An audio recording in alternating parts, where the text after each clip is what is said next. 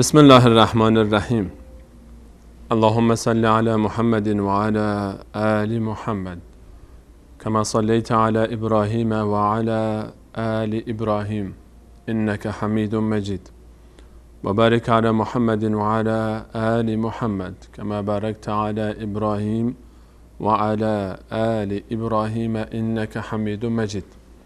سلام عرض میکنم خدمت همه شما خوبان و عزیزان. حالتون چطوره؟ انشاءالله که هر کجا که هستید خوب باشید، تندرست و سلامت و هر روزتون بهتر از دیروز باشه، چه در دین و چه در دنیا. ما هم خوبیم الحمدلله.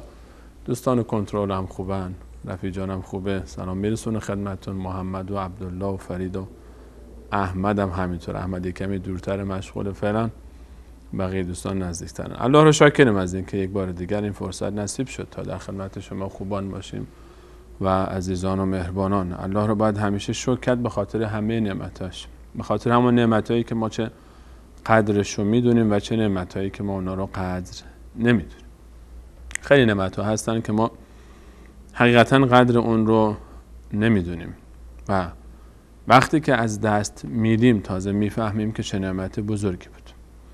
و از جمله این نعمت‌ها نعمت سلامتی یکی از اون نعمت‌هاییه که به فرموده رسول صلی الله علیه و سلم بسیاری از مردم در درک این نعمت در خسارت و زیانن، قدرش رو نمیدونن. به تعبیر دیگه میگن که سلامتی تاجی است بر سر افراد سالم که فقط بیماران اون رو میبینن. نعمت سلامتی نعمتیه که ما وقتی مریض میشیم، وقتی بیمار میشیم خیلی بیشتر قدرش رو میدونیم. انسان وقتی که سالمه به فکر نداشته های خودش بیشتر، به فکر داشته ها نیست، به فکر اون نعمت هایی که الله تعالی بهش داده شاید کمتر باشه و سعی میکنه همیشه به این ور و اون ور نگاه بکنه و غالبا هم به دنبال اون چیزهایی هست که احساس میکنه نداره و دیگران دارن. همش میگه ای کاش، ای کاش، خوش بال فلانی، من که ندارم. همیشه سعی میکنه بالاتر از خودش رو نگاه کنه در دنیا.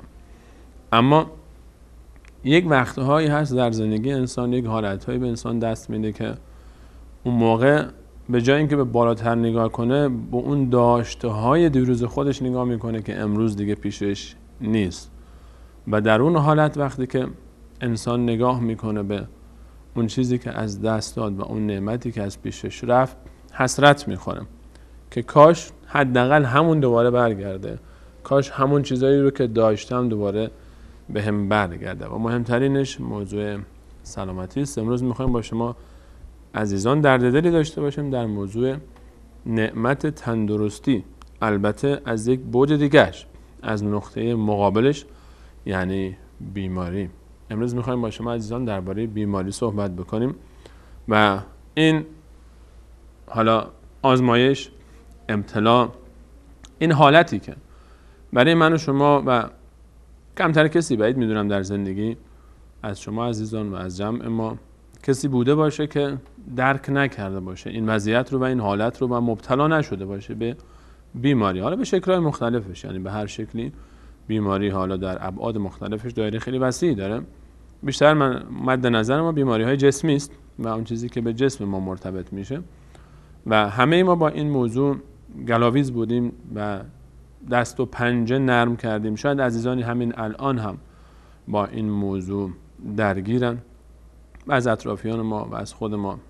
برای شناخت بیشتر حقیقت این موضوع انشاءالله با شما صحبت میکنیم که بیماری چی هست اصلش از منظر دینی و چه کار باید کرد، چه فوایدی برای ما داره، مضراتی برای ما داره، اصلا مثبت، مفید، منفی، چه کار بکنیم با شخص بیمار، چگونه برخورد بکنیم، چگونه عیادتش بکنیم و آداب و رسومی که باید رعایت بشه در تعامل با یک بیمار و چگونه باشون رفتار داشته باشیم و عزیزانی که خودشون بیمار هستن چگونه باید خودشون رو ببینن، چه دیدی داشته باشن نسبت به بیماری خودشون و موضوعات بیشتر رو انشاءالله با شما در این باب صحبت خواهیم کرد در برنامه امروز به همراه کارشناس محترم برنامه جناب دکتر نور محمد امرای عزیز. در ابتدا از طرف شما عزیزان و به نمایندگی از خودم و بچه‌های مسلح سلام دارم و عرض ادب و احترام خدمت جناب دکتر نور محمد عمرای عزیز. جناب دکتر سلام علیکم.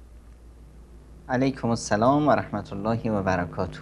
بنده هم عرض سلام و ادب و وقت بخیر دارم خدمت شما همه عزیزان محترم، جناب استاد بزرگوار استاد سلیمانی صاحب سفره دل و محبوب همه دلهای بینندگان و همچنین خدمت تمامی دوستان دستاندرکار شبکه و اتاق فرمون، جوانهای پرشور و نشاط و تمامی بینندگان عزیز هر جای دنیا که هستید، عرض سلام و ادب و احترام دارم خدمتتون و آرزوی درمان و علاج و شفای بیماران عزیز، همه بیماران عزیز از همتون التماس دعا داریم و تمنای شفای عاجل برای همتون. در خدمت شما هستم. لطف کردید خدمت از ماست. جناب دکتر اجازه بدید در ابتدا در خود تعریف واژه بیماری داخل بشیم. وقتی که ما اسم بیماری میاد غالبا جناب دکتر اون احساس و حالتی که به هر شخصی دست میده احساس و حالت و تصور مثبتی نیست و در غالب موارد ما وقتی که نام بیمار یا اسم بیماری یا مریضی رو میشنویم خواهی نخواهی یعنی حس خوبی به ما دست نمیده. این حس از کجا داره نشأت میگیره و دید ما نسبت به بیماری چگونه باید باشه؟ درباره خود اصل موضوع بیماری برای ما صحبت بکنید که بیماری چی است اصلا؟ حالا ما بحث جسمیش که چه اتفاقاتی میفته مریض بشه، بیماری ویروس و باکتری و امثال اینها رو مد نظر ما نیست. از منظر دینی و از منظر به هر حال معنوی وقتی که ما به بیماری نگاه میکنیم باید چه ببینیم؟ چه تصوری داشته باشیم نسبت به بیماری؟ بله واقعا تا الان ما ندونستیم که بیماری آیا نعمت هست یا نقمت هست، آیا یک رحمت الهی است یا یک عذاب و بازخواست الهی. در حقیقت خب چرا ما بیماری خوشمون نمیاد؟ هر انسانی طبیعتاً خوشش میاد که سرحال باشه، قبراق باشه، شنگول باشه، دردی نداشته باشه. خب بیماری که میاد خب ما احساس ضعف میکنیم، احساس ناتوانی میکنیم، اون قدرت و توان همیشگی رو ما از دست میدیم، زیاد نمیتونیم جست و خیز داشته باشیم، نمیتونیم به کارامون به مسئولیت هامون برسیم، احساس میکنیم که از جامعه از اطرافیان داریم عقب میمونیم، احساس نیاز میکنیم، احساس نیاز در مقابل دیگران که مثلا این افرادی که اصلا ما بهشون بها نمیدادیم الان محتاجشون هستیم و که به اصطلاح یک لیوان آب دست ما بدن. خب اینا همه باعث میشه که انسان تو خودش شکسته بشه و اگر دید انسان یک دید مادی باشه، یک دید که تربیت دینی درش کم رنگ باشه، اون انسان از بیماری خیلی خسته میشه، خیلی رنج میبره، داد و فریادش زود به هوا برمیاد، مجبور میشه دیگه هر جا که نشست هی نق بزنه و هی از وضع حال خودش بناله. اما اگر فرد یک دید مثبتی داشت، احساس میکرد که خودش رو شناخته بود، شناخت خود خیلی مهم هست. وقتی که حرف از شناخت خود میزنیم یعنی این نیست که طرف به اصطلاح شناسنامه‌اش رو خوب با دقت خونده باشه، اینه که بفهمیم که ما انسان هستیم و ما در یک مسیر، در یک سفر در حال حرکت هستیم به سوی آخرتمون، به سوی خدامون و در این مسیر فرمان قضا و قدر الهی در حرکت ما بسیار بسیار پررنگ هست. ما رو خداوند به شیوه های معینی سوق میده، در آزمایش های مختلفی ما رو قرار میده. وقتی که دید من از زندگی اینطور بود، خودم رو جدای به اصطلاح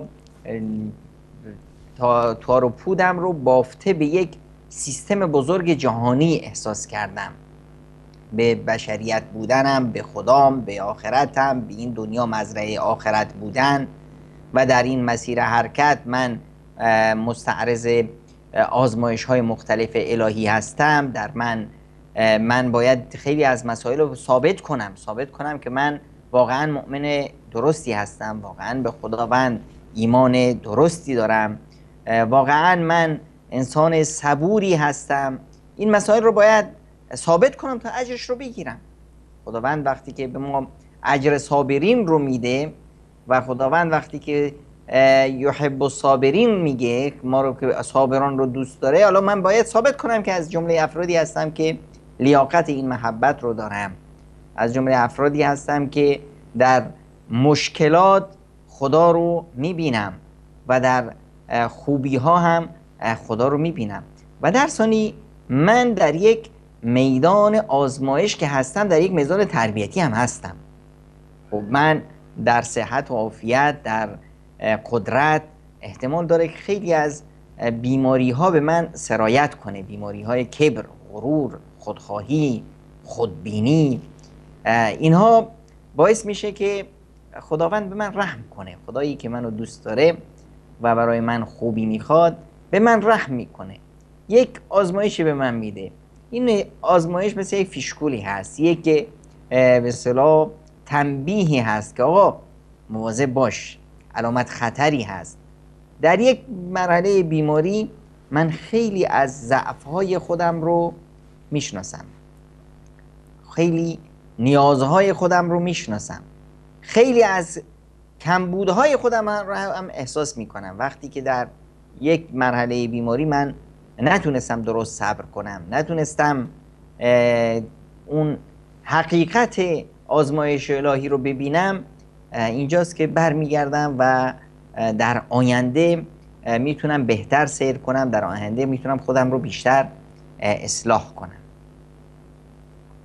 جناب دکتر، حالا یک سوالی هنوز من بی جواب موند برام، این که تصور ما نسبت به بیماری، بعضی وقتا ما تو اصطلاحات عامیانه‌ای که ما فعلا داریم میگن خب فلانی فلان گناه رو کرد و حقش بود، مثلا خدام گرفتش و مؤاخذش کرد و عذابش کرد. آیا هر بیماری نشان عذاب الهی است؟ به تعبیر سایه‌تر، آیا هر بیماری گناهی کرده که الان این گونه داره باز پس میده به هر حال تاوان اون گناه خودش رو، یا نه دلایل دیگری هم میتونه داشته باشه؟ بله، واقعا این نقطه ای هست که ما خیلی وقتا توش گیر میافتیم که واقعا خب چرا احیانا ما بعضی بیمارا رو میبینیم که واقعا گناه کرده و الان داره تقاص گناهش رو میده. طرفیه که به اصطلاح طول عمرش داشت با اعتیاد سپری میکرد، خب الان سرطان ریه گرفته. یک به اصطلاح طرفی که به اصطلاح بد رفتاری میکرد، در به اصطلاح مسیر خیابونا ویراژ میداد، جوونی که تک چرخ میداد، سرش خورد به اصطلاح میله برق و گردنش شکست. خب ما میگیم که بله، هر بیماری بس از اینجا ناشی میگیشه، نشأت میگیره که بله طرف یه گناهی کرده، نتیجهش رو حالا داره تقاصش رو پس میده. در مجموع این مسیر حکمت الهی است، قضا و قدر الهی است که ما رو به سوی بیماری ها میکشه و احیانا البته بله بازتاب یک گناه، بازتاب یک معصیت باعث میشه که خداوندی که بر من رحیم هست، منو دوست داره، چی کار میکنه؟ منو یک گوشمالی میده تو همین دنیا. آزمایش الهی باعث میشه که من جزئی از این عقاب رو، مجازاتم رو در دنیا برداشت کنم. خداوند متعال میفرمایند و ما اصابک من مصیبت فمن نفسک. وقتی که یک مصیبتی، بلایی سرت میاد، تو خودت هستی که چاه رو کندی، که تو اون چاه افتادی. و ما اصابکم من مصیبت فبما کسبت ایدیکم. اون مصیبت ها و بلاهایی که سرتون میاد به سبب اون چیزهایی هست که به دست خودتون کسب کردید. من بودم که از خداوند فاصله گرفتم، غذای روحی روانی خودم رو تامین نکردم. چی شد؟ به اضطراب، به بیماری های دو قطبی، به بیماری های مثلا روحی روانی مبتلا شدم. این من بودم، کسی که راه و رسم خدا رو مثلا کنار میذاره، خب باید به تقاصش هم رو بده. کسی خودش رو تو چاله میندازه پاش میشکنه. کسی که از خداوند دور میشه، از رسیدن به علو روحانی غافل میشه، از تغذیه روحی جسمش و روانش غافل میشه، خب دچار بیماری های روحی روانی میشه. طبیعی هست. فمن اعرض عن ذکری فان له معیشة ضنکا.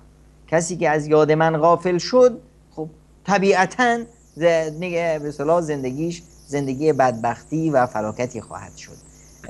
و خدا پیامبر اکرم صلی الله علیه و سلم هم میفرمایند که اذا اراد الله بعبده الخیر عجل له العقوبة فی الدنیا. وقتی که خداوند برای بندهش خوبی میخواد، خب اون مجازاتش رو در دنیا قبل از رسیدن به آخرت بهش میده. پس این برخی از بیماری ها و مصیبت هایی که بر انسان وارد میشه در واقع کفاره گناهانش هست. در واقع یک میدان آزمایشی هست که اون در اون فرد بیاد یک بازنگری کنه به خودش، ببینه که واقعا من کج داشتم میرفتم. حالا چطور بفهمم که این بلایی که روی من اومده، این بیماری که روی من اومده، این عذاب الهی است و مجازاتش هست؟ وقتی که این بیماری اومد و من چیکار کردم؟ من شروع کردم به داد و فریاد، جزع و فزع کردن، بی صبری و بی تابی کردن. هر جا که نشستم صدام بر اومد، من مگه چی کار کردم که خداوند من از منو بدبختتر کیه تو این دنیا؟ ببین الان این گوش درد منو کشت، آی خدا چه کار کنم؟ آی خدا چه بلایی سر من آوردی؟ اومدم شکایت و هر جایی با مردم میشینم انگار که من شکایت خداوند رو پیش بندگانش میکنم. خب وقتی که من اینطوری جزع و فزع و بی صبری میکنم، اینجا دیگه این نعمت که به سر بیماری باشه شد نقمت. به جای این که من ازش استفاده درست بکنم، گناه بیشتر برداشت کردم، بر گناهانم افسوده شد. به جای اینکه کفاره گناهانم بشه، تقصیراتی که داشتم اینا به اصطلاح برطرف بشه، نه خیر، بر اینها، بر اشتباهات، بر لغزش‌هام اضافه شد. چه وقت میفهمم که گناهم کفاره بیماریم کفاره گناهام نم شد؟ وقتی که ببینم که من صبر کردم، اظهار رضایت خدایی کردم، احسار کردم که خدایا تو رو شکر که این بیماری تو بینیم هست، تو چشم نیست. خدا قادر بود که این بیماری که تو بینیم هست تو مردمه که چشم باشه هیچ جا رو نبینم. خدا قادر بود این بیماری که این دردی که تو انگشتم هست، این زخمی که رو انگشتم هست، اینو توی گوشم کنه که هیچ علاجی نباشه، تو مغزم کنه که هیچ درمانی نداشته باشه، دیوونه بشم. همه اینها رو خداوند قادر بود، اما خداوند قادر به من لطف کرد و منو سخت نگرفت. خیلی از بیماری هایی که ما ازش رنج میبریم، وقتی خودمون رو با دیگران مقایسه میکنیم، با بیماری های بدتر از اون مقایسه میکنیم، میبینیم که ما در ناز و نعمت هستیم و خودمون خجالت میکشیم که بگیم که به اصطلاح ما بیمار هستیم. وقتی که من اظهار رضایت کردم، وقتی که من اظهار اطمینان قلب کردم، وقتی که ما با یک سکون و وقاری با این پدیده روبرو شدم، اظهار رضایت کردم، بیقراری نکردم، داد و فریاد نکردم، بیشتر به خدام نزدیک شدم، دعا کردم، تضرع و زاری کردم پیش خدام، میدونم که این بیماری در واقع برای من یه نعمتی بود. این بیماری باعث شد که من اصلاح بشم، این بیماری باعث شد که من درجاتم پیش خداوند بالا بره. پس یکی از اسبابی که واقعا بیماری رو میاره همون گناهان و معصیت هاست. و یکی دیگهش هم اینه که خداوند من بنده رو دوست داره، میخواد درجاتم رو، مکانتم رو پیش خودش بالا ببره.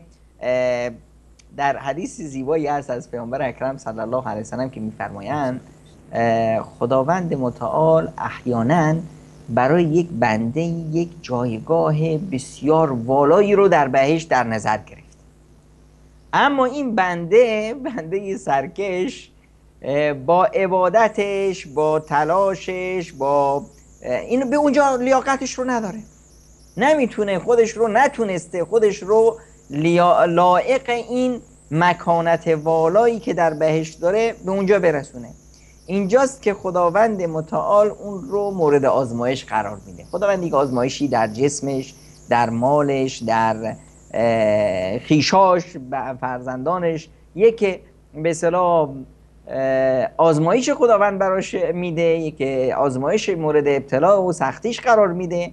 اون با صبری که نشون میده، با رضایت و خوشنودی که نشون میده، با ایمانی که نشون میده، خودش رو میرسونه به همین مرحله، به همین درجه والایی که در بهشت داره. و در بهشت و روز قیامت هم خب بسیار بهشت که هم مجانی که نیست. در حدیثی از پیامبر اکرم صلی الله علیه وسلم هست که ان عظم الجزاء من عظم البلاء، پاداش بزرگ مال بسیار کسی است که در محک بزرگی قرار گرفته، در یک بلای بزرگی قرار. و در همین حدیث هست که ان الله اذا احب قوما ابتلاهم، خداوند وقتی یک گروه و یک قوم و مردمی رو دوست داره اونها رو مورد آزمایش قرار میده. فمن رضی فله الرضا و من سخط فعلیه السخط. کسی که روز به اصطلاح رضایت نشون داد، کسی که مردونگی نشون داد، کسی که مایه گذاشت، این در روز قیامت خب خداوند اجر و پاداشی میده که باعث رضایت و خوشنودیش میشه.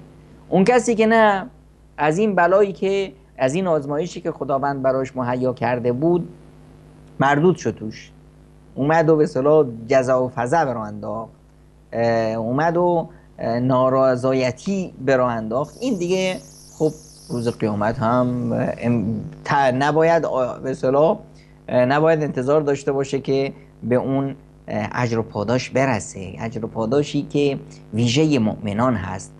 پیامبر اکرم صلی الله علیه وسلم در حدیث دیگه، عجب حدیثی هست، این که میفرماید که خداوند متعال مؤمن رو چطور آزمایش میکنه. ما یصیب المؤمن من شوکة فما فوقها الا رفعه الله بها درجه. یک مؤمن وقتی که در مسیر زندگیش هست، اگر یک خاری به پاش بخوره یا بیشتر از یک خار، یعنی یک آزمایش کوچیک باشه یا بزرگ باشه، در همه این آزمایش ها خداوند درجات اون رو بالا میبره.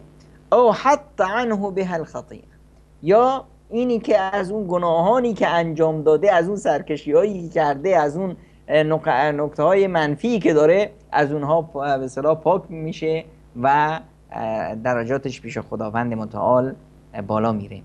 و این که به اصطلاح این رو مد نظرمون داشته باشیم که در هر حالت بیماری، سختی یک آزمایش هست و ما در امتحان، در مسیر زندگی باید مورد امتحان قرار بدیم.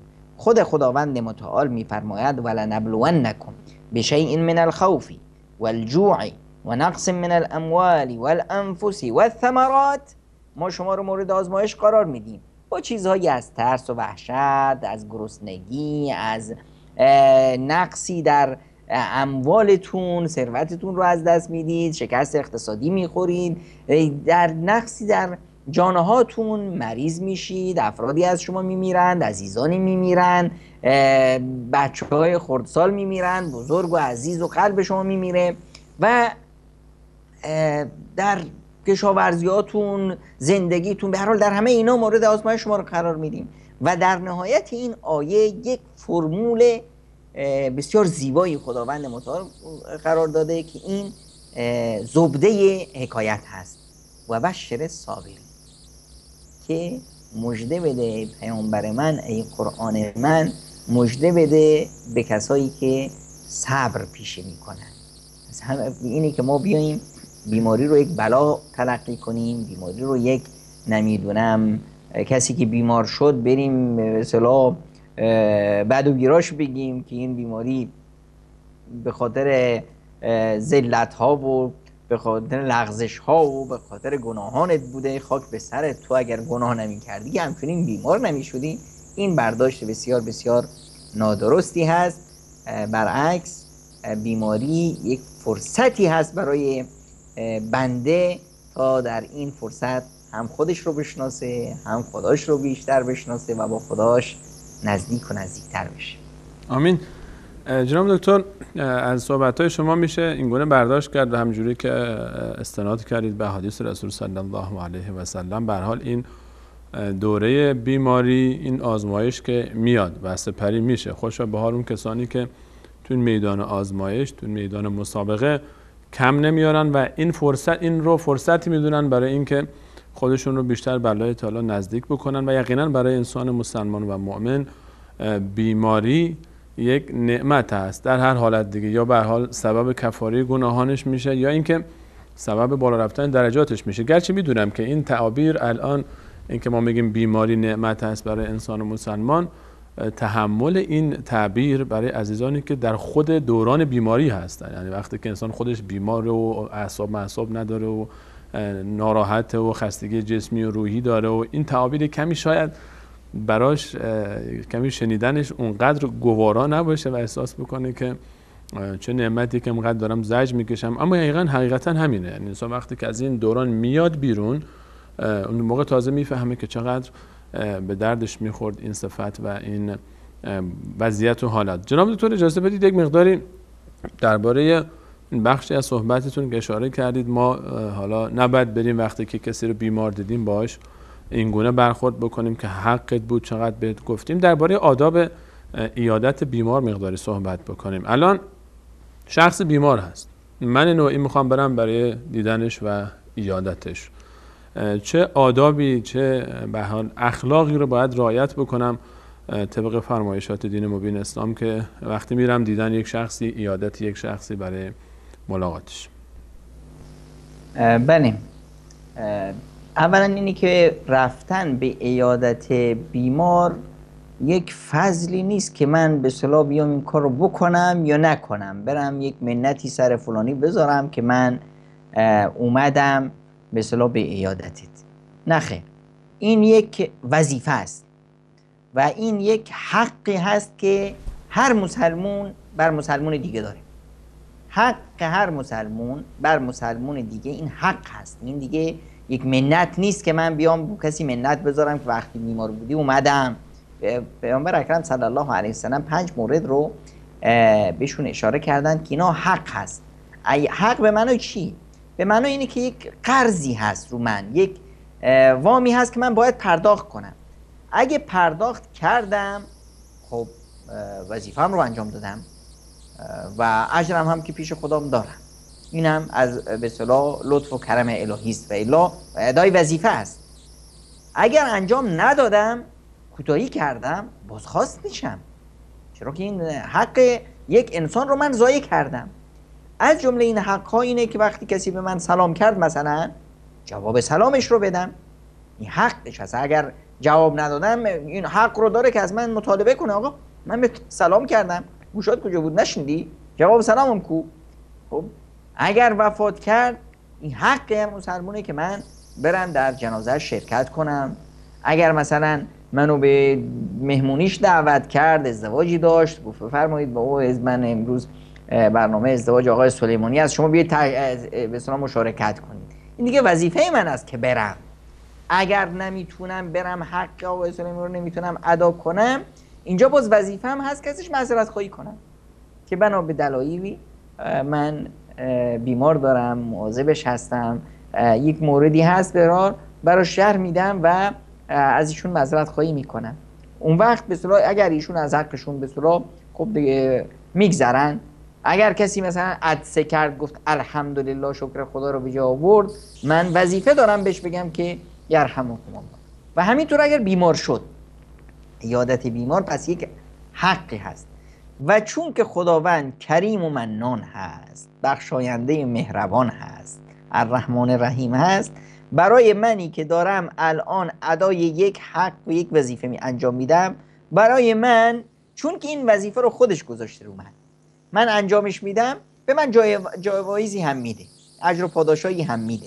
اینه که پیامبر اکرم صلی الله علیه و سلم میفرمایند کسی که میره به اصطلاح به عیادت بیمار، این تا از وقتی که بیرون میشه تا میره عیادت بیمار و برمیگرده، این در انگار که در باغ‌های بهشت سیر میکنه. و سیر کردن در باغ‌های بهشت آقای سلیمانی خیلی زیباست. حتما خب انسان وقتی سیر کنه حتما خیلی لذت خواهد برد. همین لذتی که شما در بهشت و در باغ‌های بهشت به اصطلاح احساس میکنید وقتی میرید به عیادت بیمار، وقتی که عیادتتون برای خداست، برای ادای وظیفه، نه برای اینی که پارسال وقتی من مریض بودم بنده خدا به من سر زد برم که انتظار داره. باید بریم دیگه. حالا اگه نریم بعد از فردا که از بیمار شد پدرش و خدا نگرده اگه وفات کرد مردم چه خواهند گفت؟ خب بعد هم که میریم اوی چی کار کنیم، چی با خودمون ببریم؟ بریم نه بابا اینو نبر، این به اصطلاح چشمونو پر نمیکنه، اینا بالا کلاسن. خب من ندارم برم یک قرض قرضه‌ای بکنم، یک تکلف. میری وقتی میری بعضی به اصطلاح بیمارستان ها یا بعضی افراد وقتی میرن دیدن بیمار میبینی حتی از هدیه هایی که میبرن میفهمی که این برای ادای حق نیومده، برای خودنمایی اومده. خب اینا خب این دیگه لذت نمیبره از اون سیر سیاحت در باغ‌های بهشت. در باغ‌های بهشت کسی سیر میبره که به این زیبایی بهشت و خلقت الهی تماشاش کنه و لذت ببره. اما وقتی که شما میری توی باغ بهشت و تو سرت مشغول هزار تا درد و بلا و دعوا هستی، حتی این زیبایی رو نخواهید دید، لذت هم نخواهید. و یک جایزه دیگه هم بهش اشاره کنم که جوایزش بسیار هست. یکی دیگه ای که پیامبر اکرم صلی الله علیه و سلم فرمودن این هست که کسی که مسلمونی که اگر مسلمونی رفت به عیادت برادر مسلمون بیمارش، اگر صبح رفت اون روز تا بعد از ظهر خداوند متعال 70,000 فرشته رو میذاره که برای این بنده خدا دعا کنه. الله اکبر. اگر بعد از ظهری رفتی تا صبح روز بعد خداوند 70,000 فرشته رو موظف میکنه که برای شما دعا کنن. جناب دکتر این یه بار دیگه تکرار کنید. این یه بار دیگه تکرار کنید، خیلی جالبه. حدیثی هست که پیامبر اکرم صلی الله علیه و سلم میفرماید ما من مسلم یعود مسلما غدوة الا صلى علیه 70,000 ملک حتی یمسی. هر مسلمونی که رفت به عیادت برادر مسلمون دیگهش، رفت به عیادت یک مریض مؤمن، تا وقتی که اگر صبح رفت تا بعد ظهر اون روز خداوند 70,000 فرشته رو موظف میکنه که بشینن واسه این بنده خدا دعا کنن. این چون رفته حقی رو که خداوند برای یک مسلمان مقرر کرده، این رفته ادای واجب کرده، ادای حق کرده. این باید قدرشناسی بشه پیش خداوند. و خداوند خب مثل من و شما که قدرشناسیش این نیست که اگر کسی کار خوبی کرد 10 تا کرد 100 تا بده. دیگه خداوند است و عظمت و بزرگی خداوند. 70,000 فرشته میشینن برای آقای سلیمانی دعا میکنن خداوند و فرج براش بیار، خداوند و صحت و عافیت بده، در مالش زنده، در روزیش، در همش برکت بده براش. 70,000 فرشته نشستن دعا میکنن، هر چیزی که تو ذهنشون بیاد دعا میکنن واسه. خب هر دعایی هم بکنن خب دعای فرشتگان هست. نفری یه دونه دعا بکنن من تمام زندگیم ضمانت شده جناب دکتر. واقعا هم ضمانت شده. ببینید آقای سلیمانی رفتن به دیدار بیماری میدونید یعنی چی؟ در یک حدیث دیگه بسیار بسیار زیباست که من میخوام بینندگان عزیز این رو با دقت توش توجه کنن. پیامبر اکرم صلی الله علیه و سلم میفرماید در روز قیامت خداوند متعال بنده‌ای که کوتاهی کرده رو بازخواست میکنه. میفرمایند که آهای بنده من گرسنه شدم به من غذا ندادی. بنده حیرت زده وحشت زده میگه که خدای من چطور ممکنه؟ شما خدایی، شما چطور گرسنه نمیشید؟ میفرمایند که جاء عبدی فلان فاستطعمک فلم تطعم. بنده من فلانی گرسنه شد از شما غذا خورد شما ندادی. چون که اگر به اون میدادیم به خاطر خدا میدادیم، در واقع ما به خدا دادیم، پس اجرش رو از خدا میخواستیم. الان که این رو از دست داد. بعد میفرمایند که من تشنه شدم به من آب ندادی. باز هم بنده حیرت زده و پریشان، خدایا شما چطور تشنه میشی؟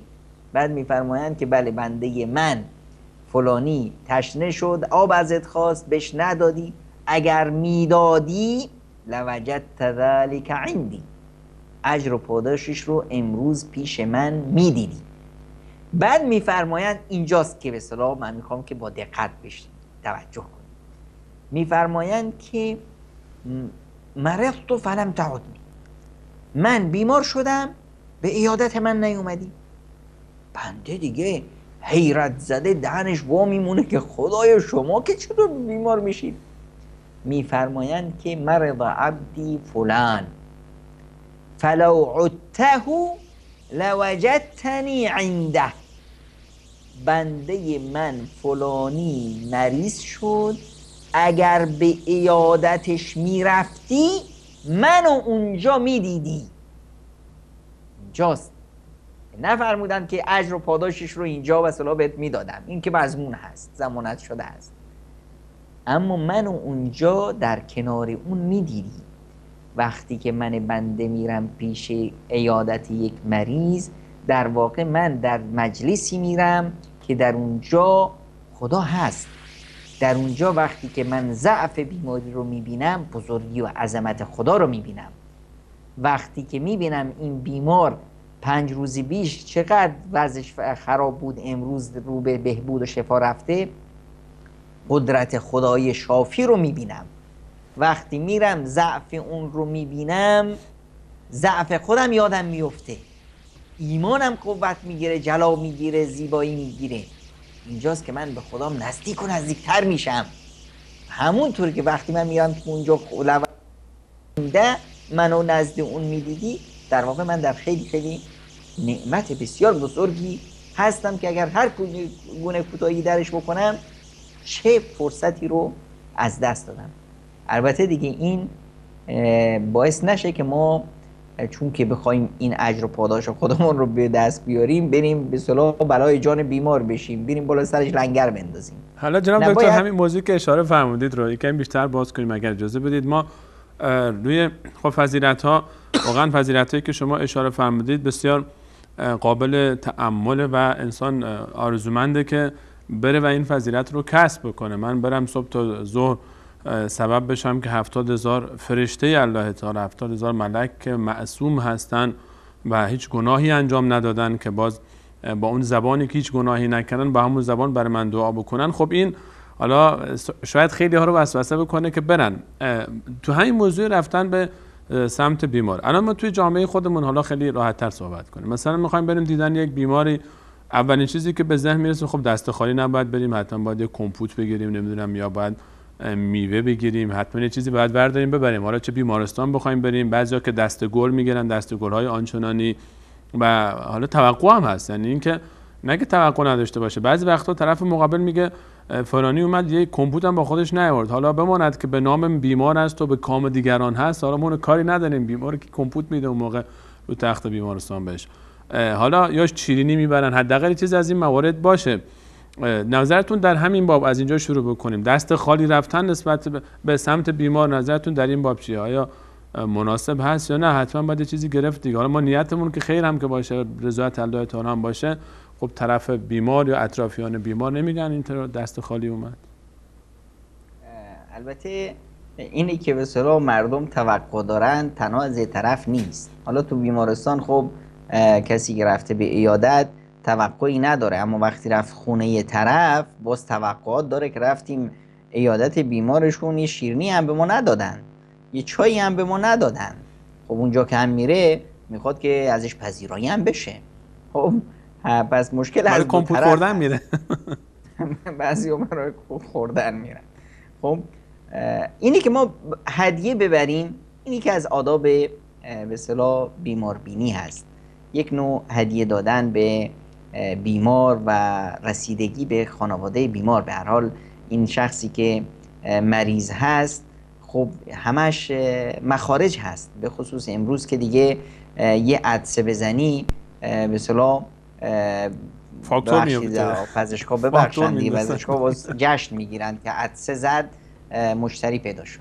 خب این مشکلات هست، مشکلاتی که اقتصادی که برای خانواده، فشارهای ناگهانی وارد میشه. الان کسی بیمار شد، یهو یک هزینه روی هزینه به اصطلاح خانواده میاد که قبلا در حساب نبود.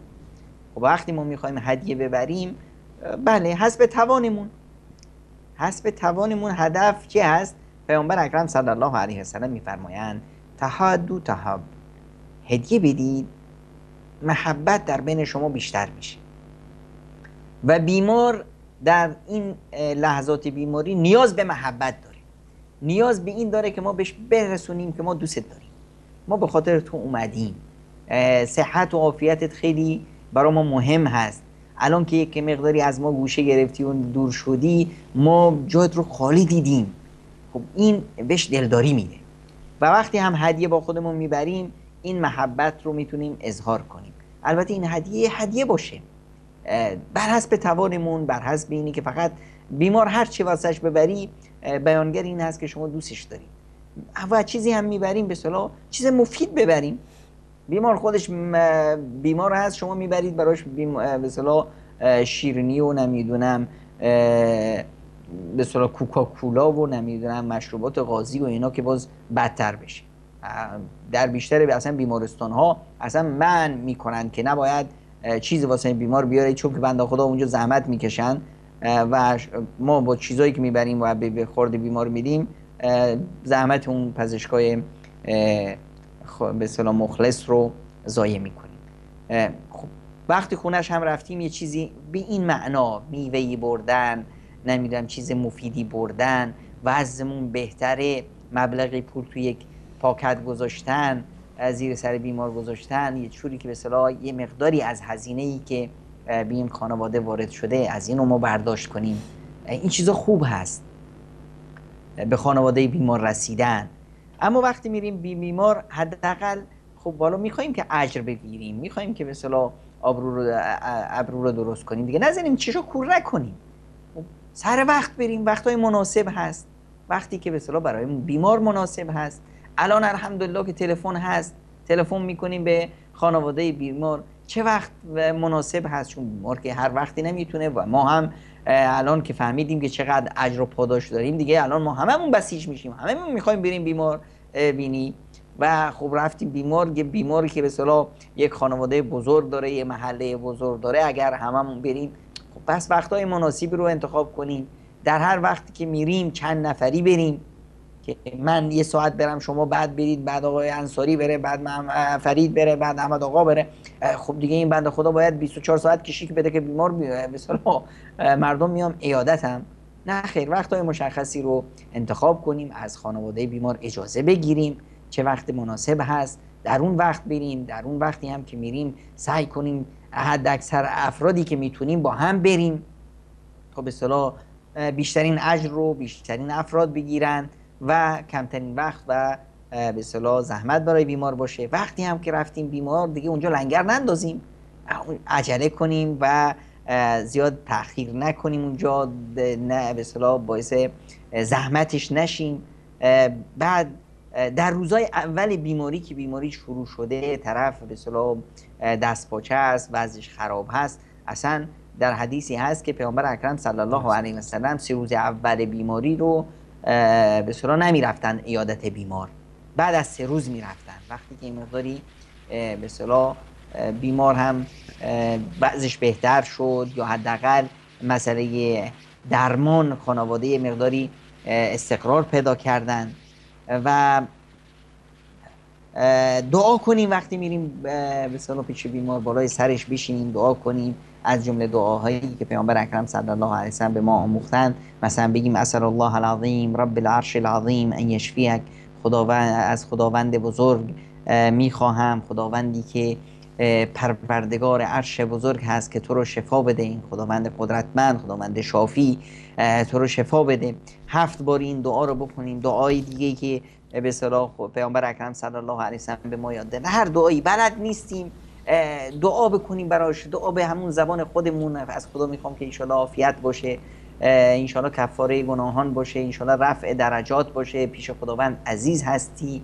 این فرصتی هست برای نزدیکتر شدن به خداوند. ما هم که محبت شما ما رو مجبور کرد که بیاییم به سر دیدن شما، و الا نمی اومدیم که به سر شما زحمت باعث زحمت نشه، اما گفتیم که بیاییم احوالی پرسیم، به سر مطمئن بشیم. خودمون دلمون نیومد، بچه‌ها تلفن کردن گفتن بابا خوبه، اما نه، محبت و عشقی که من به شما دارم و رابطه من با شما، گفتم نباید با چشای خودم ببینم. الحمدلله الحمدلله. اصلا باورم نشد، فکر کردم شما مریض هستید، اما الحمدلله تو چهرهتون مریضی نیست، صحتتون خیلی خوبه. حرفایی که میزنیم حرفای امیدوار کننده باشه. بعضی‌ها میرن مثلا میخوان که خود شیرینی کنن، آی آی خدا مرگم بده، به چه بلایی سرت اومده، آی. خب با این حرفا دیگه اگر که به اصطلاح طرف اصلا هیچیش نباشه، همه چیش میشه، در جا به اصطلاح وفات میکنه. خب وقتی هم میریم به اصطلاح این چیزو ببینید در تربیت اسلامی آقای سلیمانی، در فرهنگ ما مسلمون ها، اون زمانی که ما مسلمون ها برای خودمون شان و شوکتی داشتیم، در دوران حکومت عباسی، در دوران حکومت مسلمون ها در اسپانیا، در بیمارستان ها غیر از اون پزشکان و نمیدونم پرستارا و تیماردارا و بهیارا و نمیدونم کسایی که به اصطلاح بیمار رسیدگی میکردن، بعضی از افراد وظیفه‌شون بود از طرف حکومت حقوق میگرفتن، میرفتن تو بیمارستان، کارشون این بود که به بیماران روحیه بدن. روحیه دادنشون هم چطور بود؟ مثلا می اومدن بالای سر یه بیماری که به اصطلاح دیروز عمل کردن، به اصطلاح وضعش خیلی فلاکت بود، میان پشت یک کم دورتر از بیمار با هم حرف میزنن. محمد آقا این بنده خدایی که اینجا روی این تخته، این همونه بود که دیروز آوردنش؟ میگه بله خودش بود والایی. میگه عجب، اصلا من باورم نمیشه، این دیروز که آوردن که اصلا وضعش خیلی خراب بود، الان انسان نگاش کن، اصلا رنگ صورتش اصلا نه انگار که این مریضه. بعد اون میگه بله پزشکای فلان دکتر اومد که خیلی ماهر است و فلان است، یه داروهایی دادند، از اون داروهایی به اصطلاح خوب، البته خداوند شفاش داد، شافی خداوند هست. ببین اصلا منم باورم نمیشه، صحتش انگار نه انگار. خب حتما امروز بیرونش میکنن، حتما امروز مرخصش میکنن، اما خب عادتا اینجا تو بیمارستان این چند روز نگه میدارن تا بیمار بهتر بشه و فلان بشه و غذاش مرتب بشه و از این حرفا و از باب احتیاط. اما این اصلا نیاز نیست که اینجا بمونه. به این صورت حرف میزدن با خودشون که این بیمار اینو رو بشنوه. بیماری که میبینه دو نفر دارن با هم حرف میزنن، در مورد اون حرف میزنن، کنجکاو میشه، گوشو تیز میکنه که چی دارن میگن. وقتی میبینه که من که درست شدم، خوب شدم، این روحیه باعث میشه که بیمار خیلی زود به اصطلاح به طرف عافیت بره و خداوند شفاش بشه. وقتی ما هم میریم این مسائل رو مد نظر داشته باشیم. سعی کنیم. یه موردی هم هست ببخشید، حالا مثلا در همین صحبتایی که مطرح میشه، چون مرتبط هست، من جلوی کلامتون گرفتم، نظرتون چیه؟ مثلا به خاطر همین بهانه خیلی وقتها یه پاتوقی درست میشه دور بر بیمار و چایی هم هست دیگه، تخمه هم که هست و شیرینی هم که خودمون آوردیم گذاشتیم اونجا، محفل گرمه دیگه، جناب بیمارم که تشریف دارن و به خاطر این کالا رویه‌اش عوض کنیم، چند تا بحث سیاسی داغ هم داشته باشیم و یه چند تا دیگه به هر حال دو سه نفرم پزشک میشن و یکی نبضشو میگیره و یکی بررسی میکنه و یکی از خاطرات با بزرگش میگه که همچین مریضی داشت و خدا رحمتش کنه 4 روز بیشتر عمر نکرد. و نظرتون درباره این موارد چیه؟ این قصه شما ما رو بیاد حضرت امام ابو حنیفه میندازه که افرادی رفتن به اصطلاح عیادت امام ابو حنیفه. خب میری عیادت امام ابو حنیفه، یک انسان فریخته، خب انسان خوشش میاد که در محضر ایشون بشینه و استفاده کنه. نشستن تا آخر دیگه خسته شدن، خواستن که رفع زحمت کنن. از امام خواستن که امام برای ما هم دعا کنید، دعا بفرمایید، شما در به اصطلاح بیماری هستید، پیش خدا عزیز هستید و الان فرصت هست. امام ابو حنیفه دست به دعا برداشتند و دعا کردند که خدایا بار الها به ما آداب عیادت بیمار بیاموز. خب این واقعا هم هست که به اصطلاح ما میریم به اصطلاح به عیادت بیمار. اونجا 2-3 نفر از دوستایی که چند وقته که ندیدیم، به به آقا سلیمانی بعد از مدت ها شما اینجا، خوب شد که شما رو دیدم الحمدلله، آقا فلانی بعد پاتوقمون گرم میشه، اصلا یادمون میگه که به اصطلاح این بیمار هست. بیمار وضعیت جسمانی خودش رو داره، میخواد استراحت کنه، کنترل خودش رو نداره، میخواد دستشویی بره، میخواد این و به هر حال یک حالت غیر استثنایی، یک حالت بسیار غیر طبیعی هست، در آن حالت استثنایی هست. ما باید این رو مراعات کنیم. و این منو بیاد خاطره هم میندازه که یکی از دوستا بود که ایشون همین صفت رو داشتن که آدم خوبی بود، از خوبی خودش بود، میخواد که به اصطلاح بیمار اذیت نشه، میخواد که به اصطلاح بدتر نشه، اما شیوه به اصطلاح اداش درست نبود. بنده خدایی از دوستان فتح داشت و عمل کرده بودن. من رفتم عیادتش، گفتم ابراهیم به اصطلاح چند روز تو بیمارستان بود، اومده بود، خودش بلند شد، در رو وا کرد، استقبال کرد از ما، نشستیم و احوال پرسی کردیم، به اصطلاح چیزایی کنارش بود تعارف هم کرد و خوب درست نشسته بود. گفتم چطور بود؟ گفت بله خوب شدم الحمدلله، هیچ مشکلی ندارم، فقط قرار 3 روز بعد این به اصطلاح بخیایی که زدن اینا رو در بیارن. گفتم والله درسته ابراهیم جان، الان پزشکی پیشرفت کرده، الان دوست طرف فتح داره، تو راه میره رفیقش رو دید پزشک، آقا فلانی چیته فتح دارم، همونجا میبینه این ور اون ور صدا میزنه، کسی باشه چاقویی تیغی چیزی دستش هست میگیره و شکمشو پاره میکنه و فتحشو میدوزه و به اصطلاح سر راه سر خیابون میگه برو سر پای مشکل حل میشه. و اینجوری مثلا شوخی میکردم. گفت بله الحمدلله علم پزشکی پیشرفت کرده، چیز خوبی است و الحمدلله این مریض برطرف شد اینا. و یادم هست که اون روز به اصطلاح نماز ظهرش اومد مسجد، جای مسجد هم چند تا پله میخورد، اومد به راحتی نماز خوند اومد. بعد از ظهر همون روزی که از همین دوستای ما که به اصطلاح خیلی خوبند ایشون اومدن که بریم، شنیدم به اصطلاح ابراهیم از بیمارستان اومده. گفتم بله. گفت من تنها نمیشه برم، اگه میشه شما با من بیاید. گفتم فلانی من حقیقت شما رو میشناسم، من با شما عیادت بیمار نمیام. گفت نه من میدونم منظورت چیه، خودش میدونست که مثلا بعد میریم اما من هیچی نمیگم. گفتم ببین من باید همراه میشم به شرطی که هیچ حرف نزنی، تنها یه سلامی کردی، اگر کردی همون سلامت باشه، نشد فقط همین لبخند طولانی دهنتو به اصطلاح یه لبخند ساختگی میذاری توش که فقط بفهمه که تو داری لبخند میزنی، هیچی از دهنت در نیاد. گفت باشه. رفتیم با همین شرط و شروط تا اومدیم به اصطلاح ابراهیم اومد طبق معمول دم در، سلام علیکم بفرمایید. این رنگش پرید. ابراهیم تو چرا بلند شدی؟ من دستش تو دست من بود، دستشو محکم فشار دادم که یعنی حرف نزن. گفتم که بابا ابراهیم خوبه الحمدلله، این بیماری بود در طرف شده، امروز الحمدلله نماز ظهرم مسجد بود. گفت این تو که میخوای خودکشی کنی؟ مسجد هم رفتی، رو پله هم بالا رفتی. این بیچاره دیگه وحشت کرد. گفتم ابراهیم بابا این ابراهیم ببین به اصطلاح قدرتش رو ببین، مسئله فتق بسیار بسیار معمولی بوده، یه چند تا بخیه بیشتر هم نیست و مثل یک به اصطلاح قضیه خاری به اصطلاح کنده باشن، این که دیگه بیماری نیست، اصلا اسمش نمیشه گذاشت بیماری. من میخوام به اصطلاح قضیه رو به اصطلاح ماسمالی کنم، ایشون نه با خدا اسم ابراهیم جان حرفا اینا رو گوش نکن. بابا بزرگ خدا رحمتش کنه بعد از اینکه عمل فتح کرد 6 ماه تو بستر بود، بعد از 6 ماه رفت به اصطلاح چیز بود، به اصطلاح رفت باغ، اومد باز پاره شده بود، 1-2 هفته بیشتر عمر نکرد خدا رحمتش کنه. این حرفا رو که زد این ابراهیم ما هم رنگش رفت. بعد از اون 2 هفته این ابراهیم تو فراش بود، از جاش تکون نمیخورد.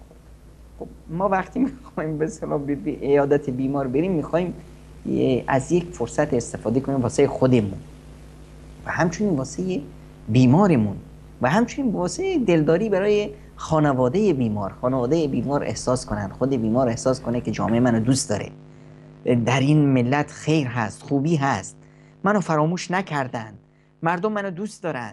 خانواده بیمار به احساس تنهایی نکنن که تو یک به اصطلاح آزمایش الهی تنها هستن و در واقع آزمایش الهی تنها مال بیمار یا خانواده بیمار نیست.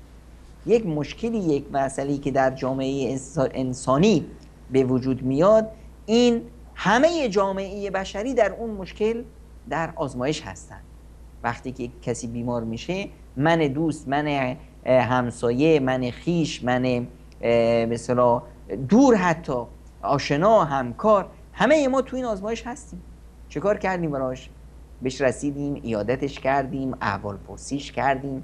همینی که بیمار احساس کنه که مثلا وقتی که بیحال هست یا مثلا روزهای اولی که بیمار هست و ما نمیریم به خاطر اینکه مثلا مسئلهش استقرار بشه، تلفن میکنیم، از خانواده‌اش میپرسیم. وقتی پسرش میاد میگه که بابا فلانی تلفن کرد جوی حال شما شد، یه لیست 200 نفره میده، چقدر خوشحال میشه، چقدر احساس سعادت میکنه.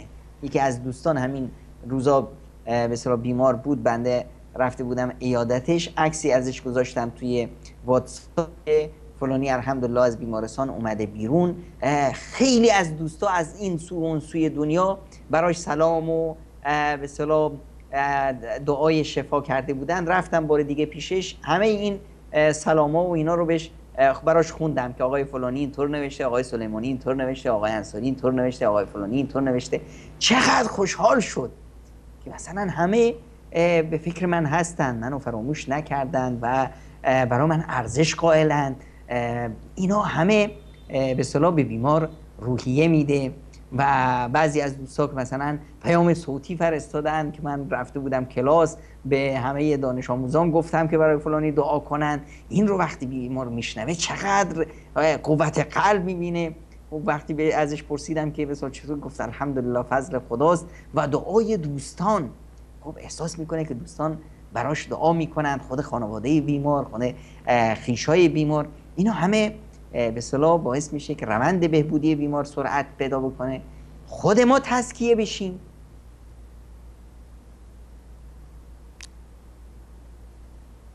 من صدای جناب دکتر ندارم دوستان، قطع شد صداشون، مثل اینکه متاسفانه ارتباطتون با جناب دکتر قطع شد. تا ارتباط برقرار بشه، حالا وقتی میام برنامه البته هست، سعی کنیم که وقتی میریم عیادت بیمار، خلاصه بحثمون همینه دیگه، خودمون سربار نباشیم، کاری نکنیم که بیشتر اونجا اذیتش بکنیم و کاری نکنیم که دست بار اونها رو بیشتر ببندیم، اونها رو در مضیقه قرار ندیم.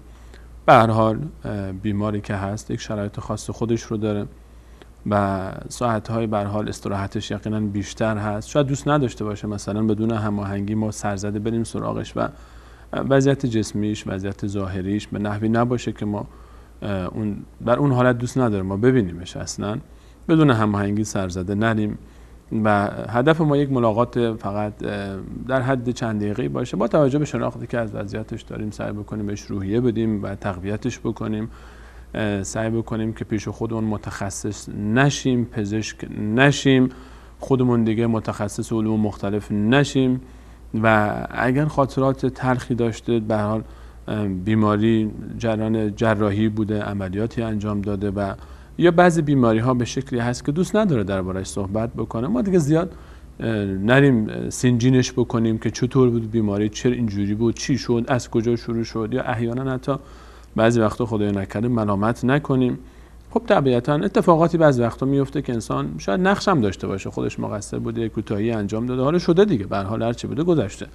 حالا ما بیایم ملامتش بکنیم که چرا این کارو کردی، تو مگه نمیدونستی اینجوری؟ الان وقت این چیزا نیست، الان وقت این چیزا نیست که ما بخوایم بیایم ملامت بکنیم یک کسی رو و اونی که زخم داره، یک حادثه دیده، یک اتفاقی دیده، بیمار شده، در شرایط مناسبی نیست اونو ملامت کنیم، دور بریا رو ملامت کنیم چرا کوتاهی کردید. الان دیگه وقت حکم کردن و قضاوت کردن و دادگاه تشکیل دادن نیست. ما هدف ما اینه که ما نمیریم که اونو متهمش بکنیم، نمیریم ملامتش بکنیم، ما میریم تا اون رو دلداری بدیم، روحیه بدیم و از هر کلامی و از هر تعبیری و از هر برخوردی و از هر گونه به هر حال عملی که سبب بشه که تأثیر منفی داشته باشه در وجود اون، در روحیه اون، در وجود دوربری‌ها، روحیه دوربری‌ها، در وضعیت موجود بعد پرهیز بکنیم. اجازه بدید سر بزنیم تا کنترل برگردیم. ما همچنان در خدمت شما عزیزان خواهیم بود با موضوع بیماری، وظیفه ما در برابر بیماران و تصور و دیدگاه خود یک بیمار نسبت به موقعیتی که در اون هست. همچنان همراه ما باشید. بحب الصحب والآل من القلب.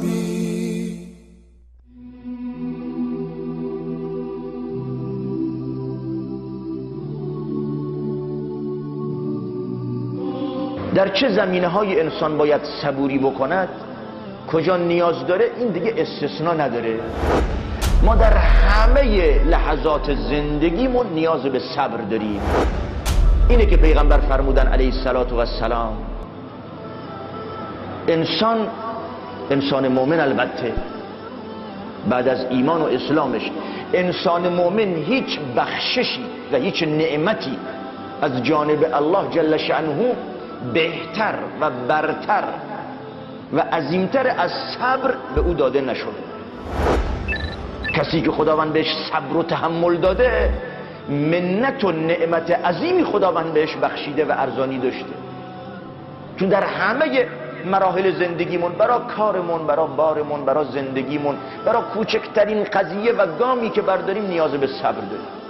از درس خوندن، از کار تلاش کردن، از معاشرت با همدیگر در درون خونه، پدر و مادر و اولاد و فرزندا، زن، همسر، همه اینا نسبت به همدیگه تا صبر نداشته باشن نمیتونن معاشرت صحیح و یه زندگی موفقیت آمیز داشته باشن. نمیشه. تا برسه با ارتباط انسان با همسایه، با مسلمون، با خویشاوند، تو جامعه، تو مسجد، حتی تو بازار که دیگه خدا میدونه چقدر انسان بایستی صبر و تحمل داشته باشه بین فروشنده و مشتری. بایستی با تحمل باشه، انسان صبوری بکند.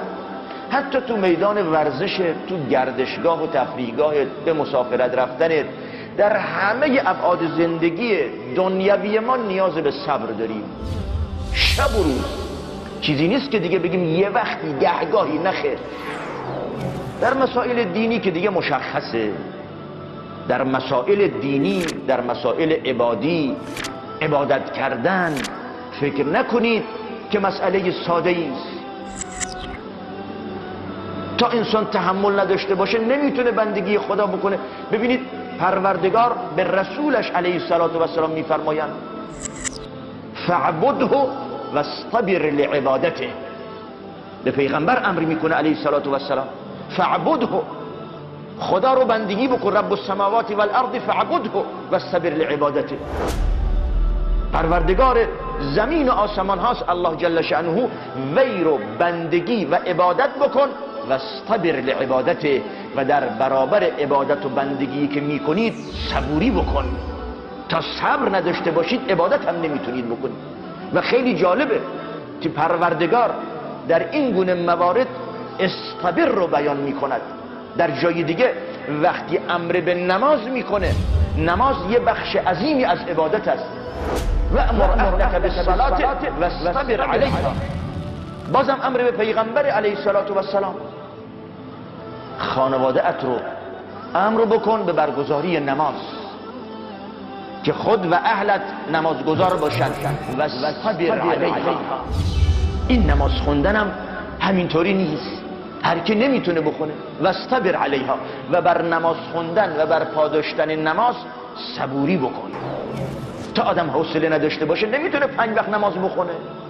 در شرایط گوناگون مشغولید، سرگرمید به مسائل گوناگون، کار، تجارت، خرید، فروش، نمیدونم بازی، سرگرمی، نشست، برخاست، مراسم، ابعاد گوناگون زندگی ما داریم. در همه شرایط وقت نماز خدا مشخص کرده، بایستی وضو بگیرید، برید به سوی مسجد، نمازتو برگزار بکنید با یک کیفیت خاصی، با شرایط خاصی. این حوصله میخواد. واصطبر علیها. و خداوند در هر دو جا نفرمود واصبر، فرمود واصطبر. فاعبده واصطبر لعبادته و امر اهلک بالصلاة واصطبر علیها.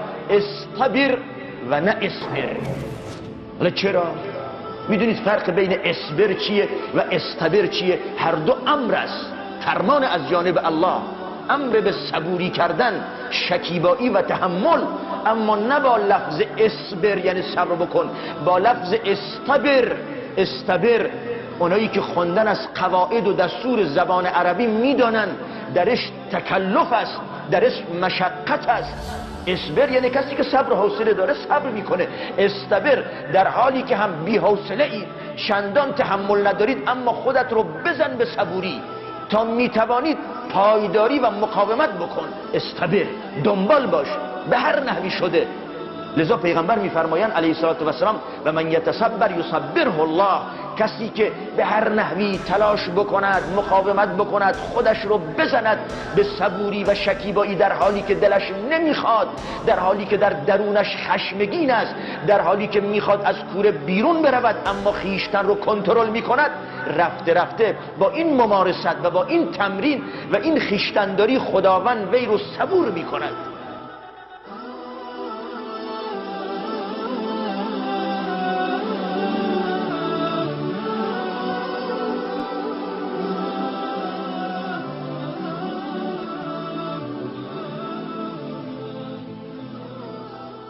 بحب الصحب والآل من القلب.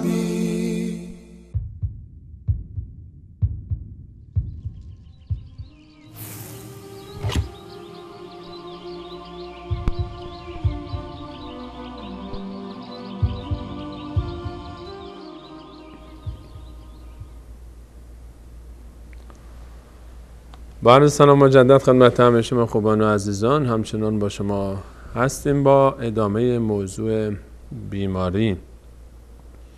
در بخش اول برنامه در خدمت جناب دکتر بودیم و صحبت‌های ایشون رو شنیدیم در موضوع بیماری و تصور و دیدگاه ما نسبت به بیماری و اینکه فرصتی هست که ما از این فرصت آزمایشی که از طرف الله تعالی استفاده بکنیم به نفع خودمون و فراموش نکنیم که بسیاری از انبیای الهی، اولیای الهی در زندگیشون وقتی که مبتلا شدن به بیماری‌های عجیبی که شاید حتی تصورش برای ما مشکل باشه، مانند ایوب علیه السلام حدود چندین سال مستمر پشت سر هم بیمار بود، در حالی که یکی از اولیای الله تعالی بود، در حالی که معصوم بود و هیچ گناهی در پرونده اعمالش نبود و الله تعالی هم بسیار اون رو دوست داشت. این گونه نبود که خدای نکرده مورد خشم و غضب الله تعالی قرار گرفته باشه و امثال اینها رو ما نمونه‌های فراوانی امثال حضرت ایوب علیه السلام داریم که مبتلا شدن به بیماری‌های طولانی مدت.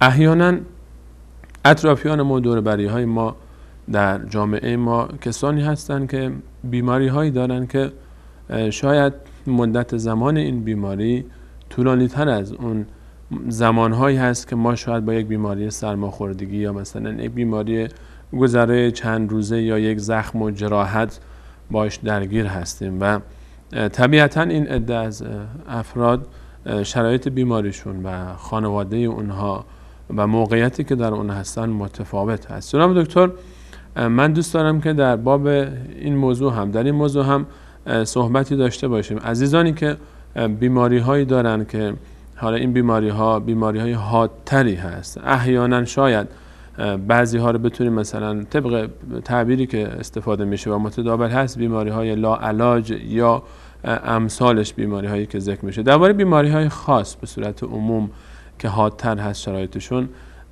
چه توصیه هایی دارید شما برای خود این عزیزان، اولا در مرحله اول و وهله اول یا حالا برای اطرافیانشون از هر موردی که شما دوست دارید بحث رو آغاز بکنید؟ اولا در مورد بیماری ها من به بیماران عزیز یه نقطه رو اشاره کنم و اون اینی که اولا این رو در ذهنتون بگیرید که ما چیزی به نام بیماری لا علاج نداریم. هر بیماری علاج و درمان داره.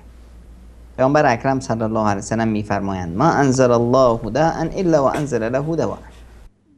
خداوند هیچ بیماری رو نفرستاده مگر اینکه براش دارو و درمانی رو هم قرار داده.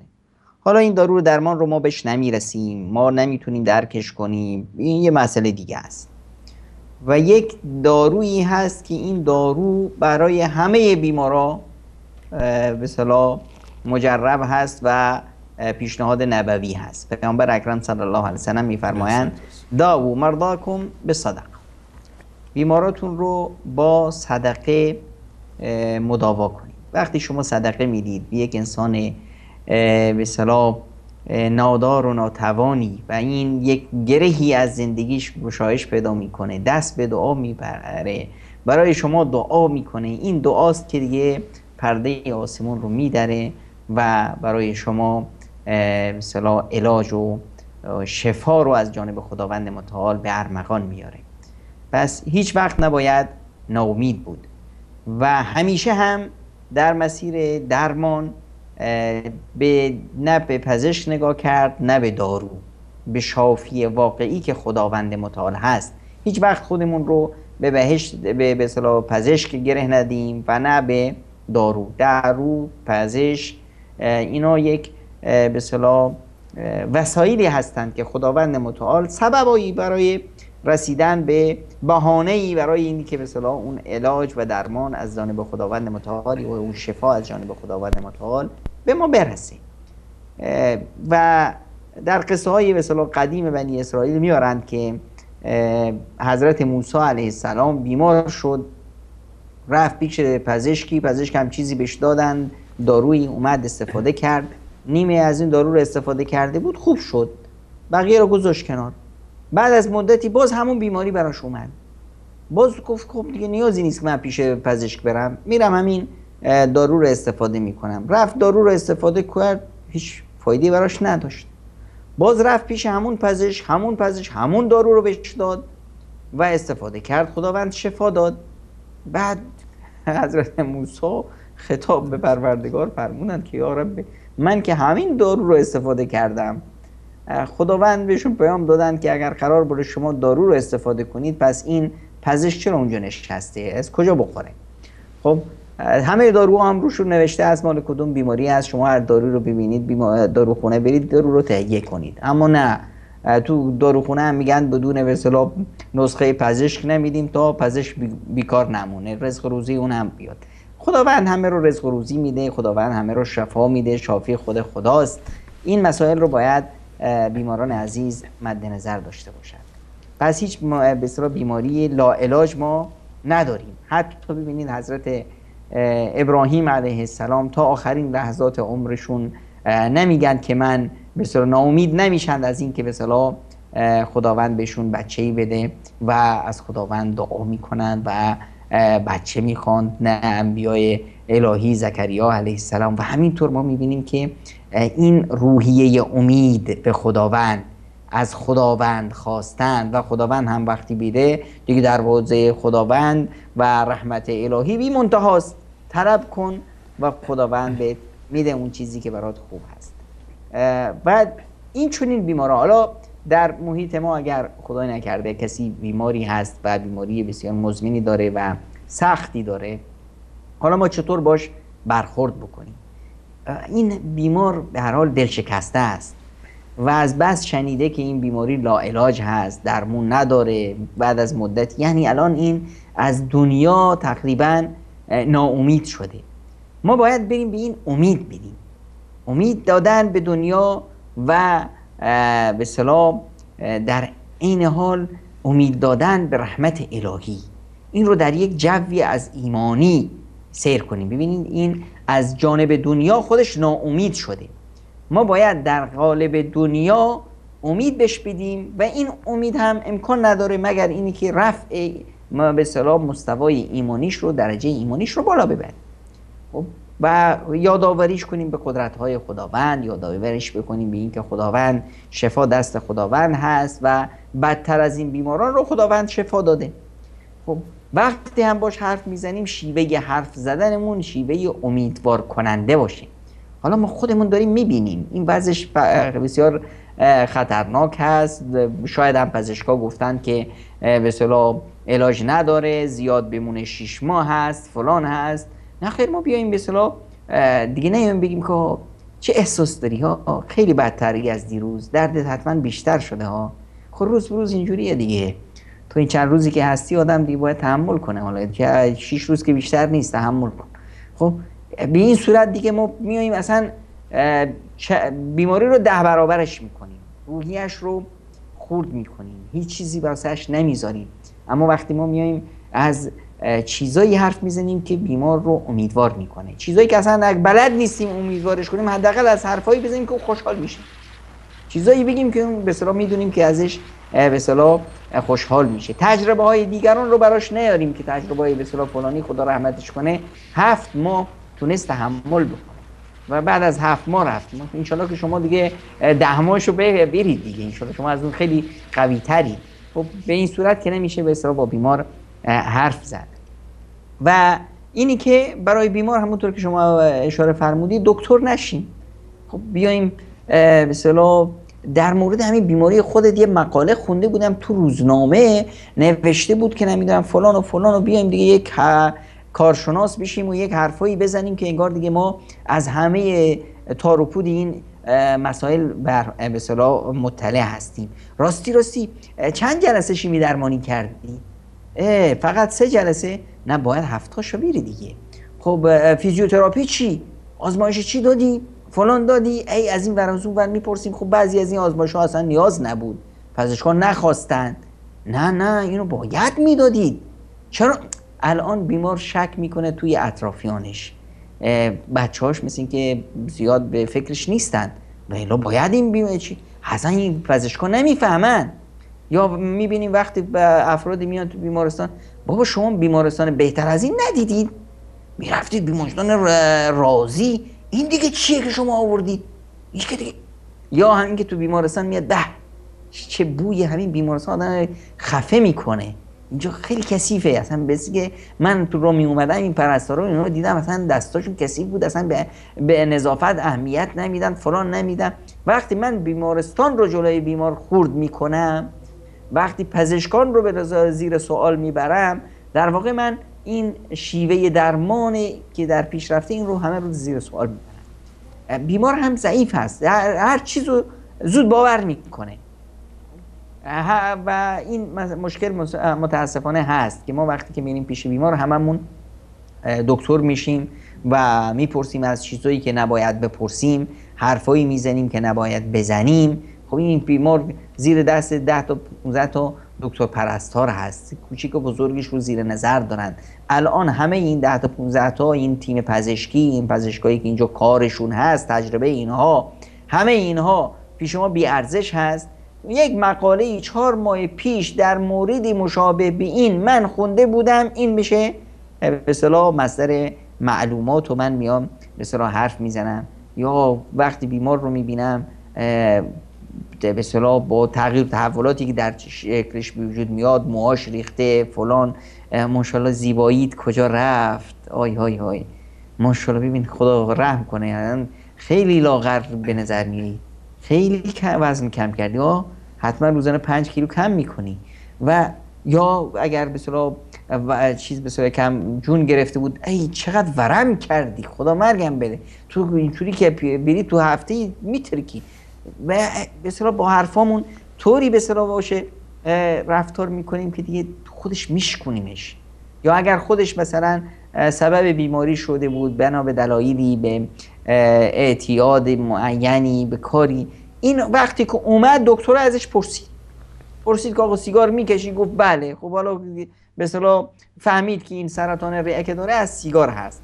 دیگه نیاز نیست که هم من که رسیدم بگم که ای چند بار بهت گفتم، 100 بار گفتم عزیز جان، من دوست داشتم که میگفتن که سیگار نکش، حرف ما نگرفتی.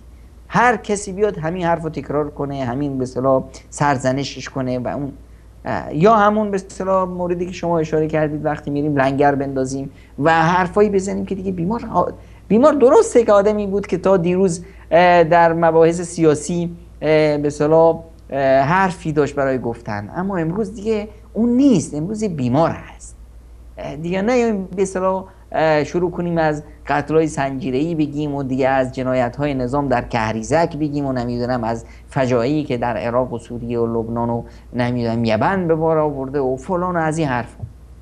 بیایم حرفی رو بزنیم که بیمار رو روحیه میده، شادش میکنه، حتی با لحن احوال پرسیمون درست ما متأثر میشیم. این دوست عزیز ما هست، پدرمون بود، عزیزمون بود، اشکمون هم احتمال داره میریزه فلان، اشکمون رو بریزیم خارج از جلوی روی بیمار نباشه. لحن سخن گفتنمون دیگه همچنین لحن ناامید کننده نباشه. چطوری بابا خوبی؟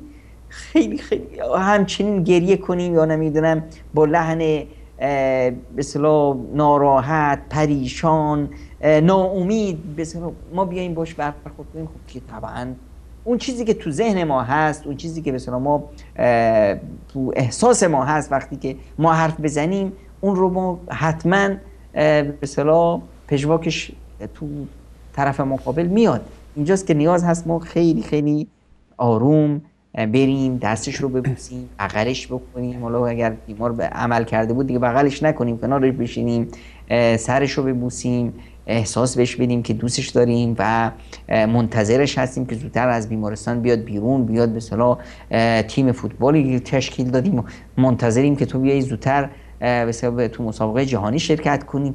یه جوری به اصطلاح با خوش لبخند، خوشگویی، شیرینگویی، تعریف کردنش، امیدوار کردنش، به این صورت بیمار رو به دست بیاریم و بهش برسونیم که هیچ بیماری لاعلاجی وجود نداره. اون کسایی که حرفایی که این افرادی که همچین حرفی میزنن بی خود میگن، خیلی ها رو خداوند شفا داده. چه بیماری بدتر از بیماری های حضرت ایوب علیه السلام؟ خداوند شافی خداوند هست.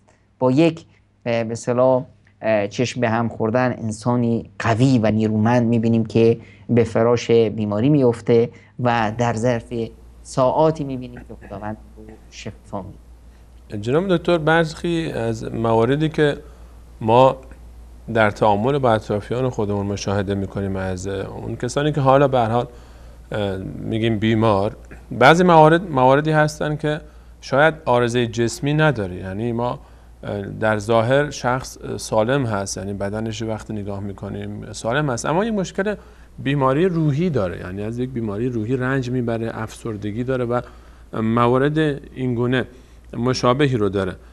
در تعامل با این عزیزان چه توصیه هایی شما دارید برای اطرافیانشون؟ بله، متاسفانه این بیماری ها روز به روز در جامعه ما به دلیل دوری انسان و دوری ما از خدا و فرامین رسول اکرم صلی الله علیه و سلم، متاسفانه این بیماری ها در جامعه زیاد و زیادتر میشه. ما در جامعه بیماری های استرس و اضطراب و اختلالات دو قطبی و اینجور چیزا رو متاسفانه آمارش روز به روز بالاتر میره.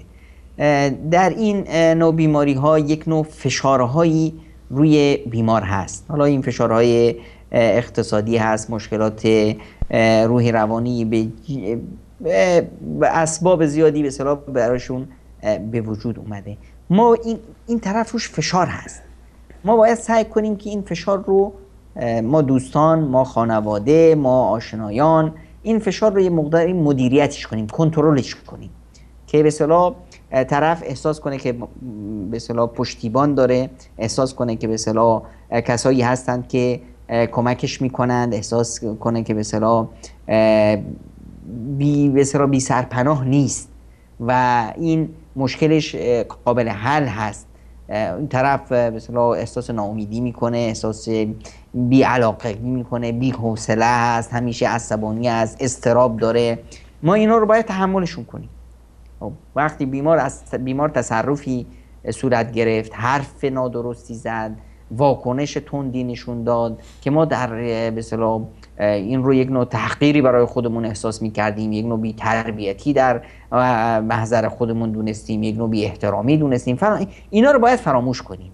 ما در واقع با یک بیمار روبرو هستیم و هر گونه واکنشی که از بیمار صورت میگیره غیر طبیعی هست، برای ما زننده هست، این رو باید بدونیم که این واکنش بیماری هست، نه واکنش بیمار.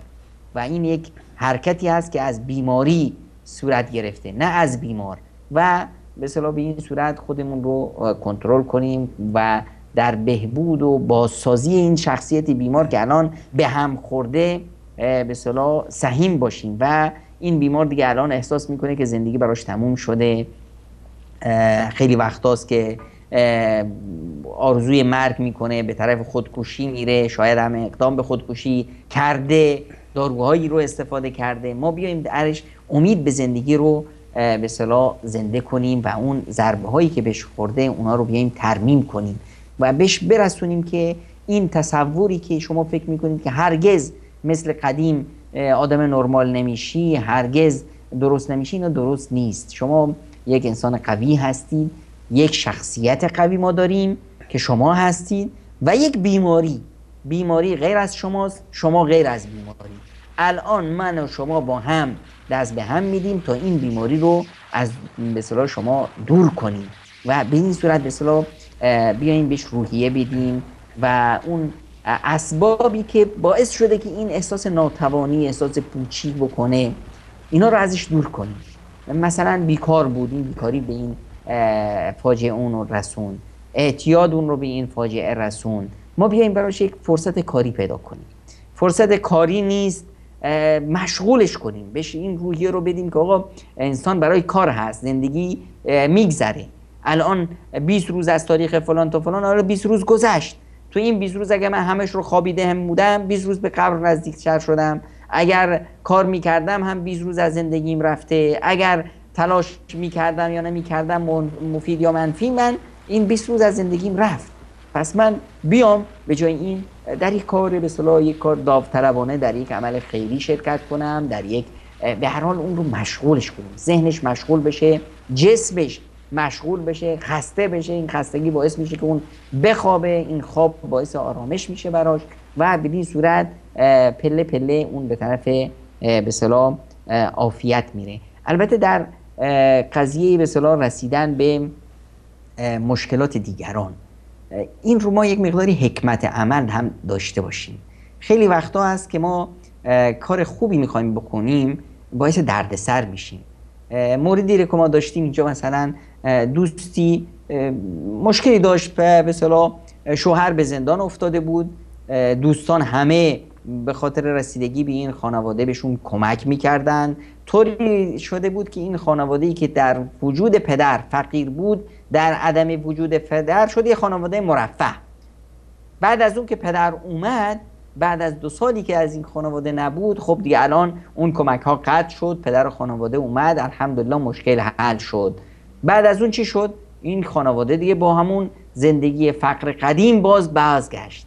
مادر خانواده این رو دیگه تحمل نکرد، کم ظرفیت بود، نتونست تحمل کنه، درک نکرد. دیگه الان فکر کرد که به اصطلاح اومدن شوهر در خانواده یعنی اومدن بدبختی، اومدن رفتن به اصطلاح اون طرف و اون به اصطلاح مال و ثروتی که می اومد و اون خوشگذرانیایی که بود و در نهایت زندگیشون به جدایی کشید. یا وقتی که مثلا جوونی مرتکب یک اشتباهی میشه، مرتکب به اصطلاح یک باعثی که فاجعه میشه برای خانواده، باید بذاریم که با همون چوبی که به جامعه زده بشه، باید بذاریم گوشمالی داده بشه، باید بذاریم به جوون که تا رفت به اصطلاح به زندان معناش این نیست که ما همه فامیل بدو بریم آقا ضمانتش کنیم بیاریمش بیرون.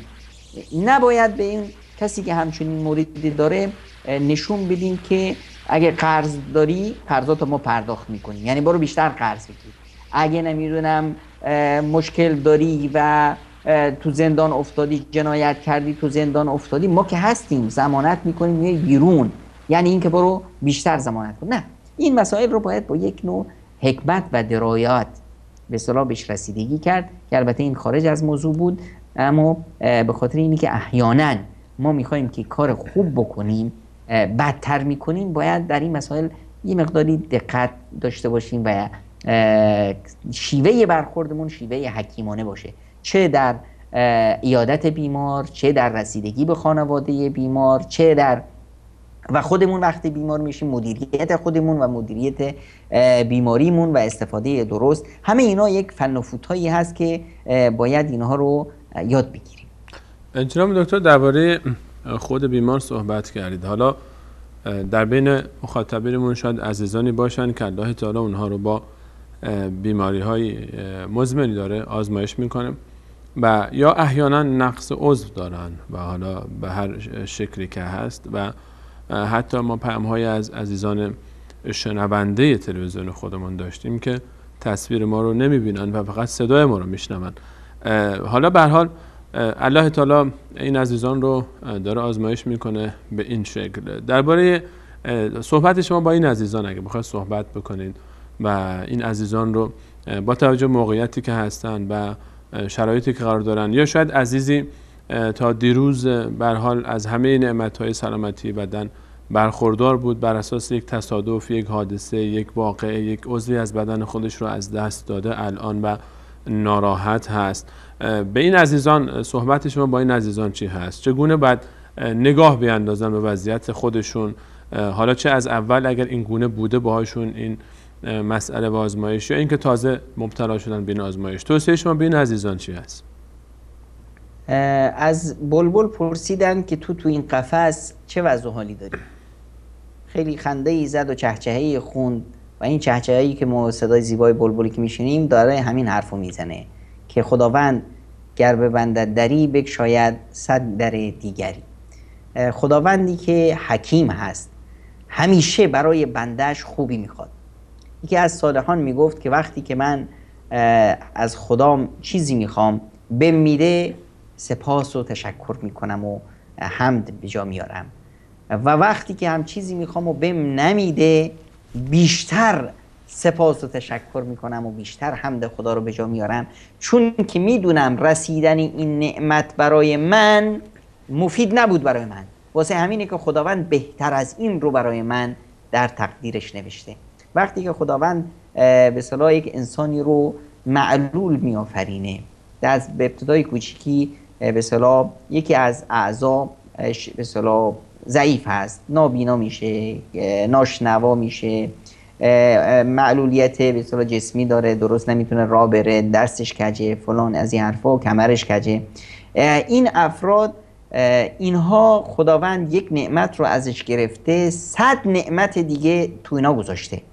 واسه همینه که ما میبینیم افراد نابینا و افراد معلولی که به خودشون رسیدن، توانمندی ها و قدرت هایی که خداوند در اونها گذاشته اینها رو کشف کردن، ازش استفاده کردن، اینها به مراتب از افرادی که به اصطلاح معلولیت عضوی ندارن بیشتر پیشرفت کردن.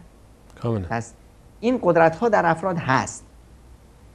یک کسی هست که این قدرت رو ازش استفاده میکنه و کشفش میکنه در خودش، میدونه که خداوند براش خوبی خواسته و به درجات بسیار بسیار بالا و بزرگی میرسینه که مثلا مثالهاش دیگه اصلا غیر قابل حصر هست. همه ما دیدیم در جامعه کورهایی که به درجات علمی بسیار بسیار بالایی رسیدن، ناشنواهایی که ابتکارات بسیار بسیار عجیب و غریبی کردن و مثالها بسیار هست. اما افرادی هستن که از این قدرت ها استفاده نمی کنن، میبینیم که میرن دم مسجد گدایی. خب این قدرت تو این هم هست، تو اون هم بود، اون یک کسی استفاده کرد، این استفادهش نکرد. گناه این است که استفاده نکرده. پس وقتی خداوند از ما نعمتی میگیره بدونیم که در ما 100 نعمت دیگه بیشتر گذاشته، قدرت‌های دیگه‌ای گذاشته که باید از اونها استفاده کنیم. هیچ وقت خودمون رو احساس نکنیم که ما معلول هستیم و یک مشکلی که مثلا ما در جامعه داریم و متاسفانه روش به اصطلاح هزینه هم میشه. ما اصلا مدرسه های خاصی برای معلولین داریم، مدرسه های خاصی داریم و آقا مدارس استثنایی برای کودکان استثنایی. این ما میخوایم خوبی بکنیم، در واقع ما کار درستی نکردیم. ما در سیستم قدیممون همچین چیزی نداشتیم. بذارید اون کودکی که به اصطلاح یک معلولیتی داره، بذارید که این در محیط بزرگ کودکانی که معلولیت ندارن در اون محیط باشه، با همون پای کجش بذارید و با پا راستا را بره تا به اصطلاح قدرت پیدا کنه. ما اومدیم گفتیم که نه بچه‌ها مسخرش میکنن، روحیه‌اش ضعیف میشه، فلان میشه. نه، ما روحیه بهش بدیم. درسته بچه‌ها مسخرش میکنن، اما ما باید در مقابل کمک اینقدر بهش برسیم تا این مسخره کردن اصلا براش به اصطلاح هیچ غیر به اصطلاح اصلا اهمیتی نداشته باشه. روحیه ما وقتی ما بهش بدیم و اون وقت رشد میکنه دیگه جایی برای مسخره کردن نمیمونه. اما وقتی ما میایم توی محیط دیگه بهش میگیم تو معلولی، تو واسه این جامعه مفید نیستی، برای توی مدرسه دیگه استثنایی درست کردیم، تو با افراد استثنایی مثل خودت دیگه فقط زندگی کن تا بمیری. خب میخوایم که به تو یه چیزا یاد بدیم که اینا با اینا میتونی کار بکنی و تو نمیتونی مثل بقیه جامعه باشی. ما داریم الان بهش سرکوفت میزنیم. ما این رو داریم از جامعه به اصطلاح از متن جامعه میکشیم به حاشیه. این کار به اصطلاح متاسفانه غیر درستی هست که در جامعه هست. بذاریم اینا در محیط جامعه باشد. کسی که مثال بسیار زیبایی که الان تو یوتیوب هست، این نوجوان 10 ساله غزه‌ای در فلسطین که نه دست داره نه پا داره، قرآن حفظ کرده است، نمیدونم، میبینیم که بدون دست و پا خونش که در طبقه چندم هست روی این پله ها میغلطه میره بالا، میغلطه میاد پایین، چطور سوار ماشین میشه، چطور میره مدرسهش، و شاگرد اول هم هست. شاگرد اول هست در مدرسه ای که همشون دست و پا دارن و همشون همه چی. خب پس خداوند متعال یک قدرتی رو که گرفته، 100 قدرت دیگه در انسان گذاشته. ما بذاریم که بچه‌هامون این قدرت‌ها رو کشف کنن، ازشون استفاده کنن، تشویقشون کنیم. دست یک معلول رو نگیریم بلندش کنیم، بذاریم که خودش بلند بشه، تشویقش کنیم خودش بلند بشه. اینی که ما بیاییم دست یک به اصطلاح یک بار کوری رو از این ور خیابون ببریم اون ور خیابون برای کسب اجر، این خوبه، اما بذاریم که این خودش بتونه یک عصایی دست بگیره. ما تو به اصطلاح دانشگاه خودمون دانشجوی دکترایی داریم که نابینا هستند و هرگز عصا هم دست نگرفتن. جالب اینجاست که من تا دو هفته پیش نمیدونستم که ایشون کور هست. متوجه بودم که ایشون به اصطلاح وقتی راه میرن یه مقداری مشکل دارن، فکر میکردم که خیلی کمسو هستن. اتفاقا به اصطلاح یه هفته پیش که به اصطلاح باش نشستیم اینا، متوجه شدم که نه، ایشون کاملا نابینا هستن. اما چطور؟ ببینید این بنده خدا نابینا هست و با خط نابینایی که خط درل میگن، چی میگن بهش، با این مینویسه. سرعت نوشتاریش از همه دانشجو سریعتر مینویسه. یه سوزنی دستش هست به اصطلاح داره مینویسه. جالب اینجاست که رشته تخصصیش به اصطلاح در مسائل به اصطلاح مقارنت الادیان بهش میگن، در این مسائل هست، در عقیده هست، رشته به اصطلاح در بینش اسلامی و عقیده هست، و در عین حال یک روانپزشک که نمونه هست. خب این نابینا هست و از به اصطلاح قدرت‌هایی که خداوند درش گذاشته بهترین استفاده رو کرده. الان مصدری هست که مردم بهش میرن، بهش به اصطلاح مراجعه میکنن در روانپزشکی، در مسائل مختلف اجتماعی، در حالی که نابینا هست. خب مثل اینها ما بهشون فضا بدیم، تشویقشون کنیم تا رشد کنن. اگر هم این معلولیت در سنین متأخر زندگی افتاده، بعد از یک به اصطلاح یک تصادفی، افتادن از بالایی، انسان شل میشه، به اصطلاح نقص عضو پیدا میکنه، باز هم توی انسان یک قدرت خارق العاده هستی، توی انسان یک معجزه الهی هستی. قدرت هایی در تو هست که نباید خودت رو کم بگیری، نباید شکست رو قبول کنی، نباید به اصطلاح رحمت و دلسوزی های دایه های مهربون تر از مادر باعث بشه که احساس کنی که افتاده ای و فایده ای برای جامعه نداری. یکی از بزرگترین و موفقترین دعوتگرهای دعوت اسلامی امروز یک نوجوان بحرینی هست که نه دست داره، نه پا داره، نه حرکت داره، نه میتونه حرف بزنه. کل قدرتش چند تا انگشت هست که به متاسفانه تماسمون دوباره قطع شد با جناب دکتر. این دعوتگری رو که جناب دکتر داشتن معرفی میکردن، ایشون از کمر به پایین کلا فلج هستن و شاید دیده باشید قسمت‌هایی از فیلم‌های ایشون رو در یوتیوب که ایشون روی یک تختی دراز میکشه و همینجوری فقط سرش رو همینجوری روی تخت گذاشته و فقط میتونه حرف بزنه و مقداری هم کله این طرف اون طرف تکون بده و بعضی از انگشتاش یک حرکت‌های بسیار بسیطی داره. اما در مجال دعوت در حداقل بین عرب زبان‌ها بسیار مشهوره ایشون و بسیار ماشاءالله فعاله و بسیار هم مخاطب داره و بسیار هم مورد پسند قرار گرفته صحبتاش. معلولیت هیچ وقت به معنای یعنی عقب ماندگی در جامعه نیست. اون عزیزانی که خدای نکرده شاید این احساس در اونها به وجود اومده به خاطر دید بد ما اطرافیان، متاسفانه، یعنی اینو باید اعتراف بکنیم که ما دیدمون نسبت به این عزیزان دید مناسبی نبوده و معترفیم به کوتاهی خودمون در این زمینه و باید پرهیز بکنیم از این دید و بترسیم از الله تعالی که خدایی نکرده سلامتی جسم خود ما و اندامهای ما سبب بشه که به این عده از عزیزان، به این بزرگواران خدایی نکرده به دیده حقارت نگاه بکنیم یا تمسخر بکنیم. خدایی نکرده اگر عزیزی در راه رفتن مشکل داره یا نقص عضوی داره یا در صحبت کردن یا در هر چیزی که مرتبط به جسم است، چون اینها آزمایش های الهیه. اگر کسی الان دست من و شما و چشم و گوش من و شما درست کار میکنه، این هنر من و شما نیست. الله تعالی اینا رو به ما داده و در یک شب کمتر از یک ساعتی میتونه اینها رو از ما بگیره. میگن که به قول معروف به مالت نناز به شبی بنده، به حسنت نناز که به تبی بنده. و الله تعالی میفرماید که اگر من قل ارایتم ان اخذ الله سمعکم و ابصارکم و ختم علی قلوبکم من اله غیر الله یاتیکم به، اگر الله تعالی بینایی شما را از شما بگیره، شنوایی شما را از شما بگیره و دلهای شما مهر بزنه و عقل و هوش ما رو بخواد از ما بگیره، کیه که به ما پس بده؟ یعنی همین احتمال، همین اتفاقی که برای اطرافیان افتاده، خدای نکنه یک تصادف میتونه اصلا کلا زندگی ما رو متحول بکنه، ما رو زمینگیر بکنه، چشمای ما رو از ما بگیره، گوش و دست و پای ما رو از ما بگیره. خدا نکنه که ما خودمون سبب شده باشیم با تمسخر به دیگران، با تحقیر این عزیزانی که الله تعالی اونها رو آزمایش کرده. و یقینا این یک آزمایشه که اونها هم نعمتی است الله تعالی به اونها داده تا از این فرصت بیشتر و بیشتر استفاده بکنن. دوستان اگر جناب دکتر وصل شدن وصل بکنید که صحبتمون رو ادامه بدیم. جناب دکتر در موضوع بعدی اگر اجازه بدید که داریم به پایان برنامه نزدیک میشیم کم کم.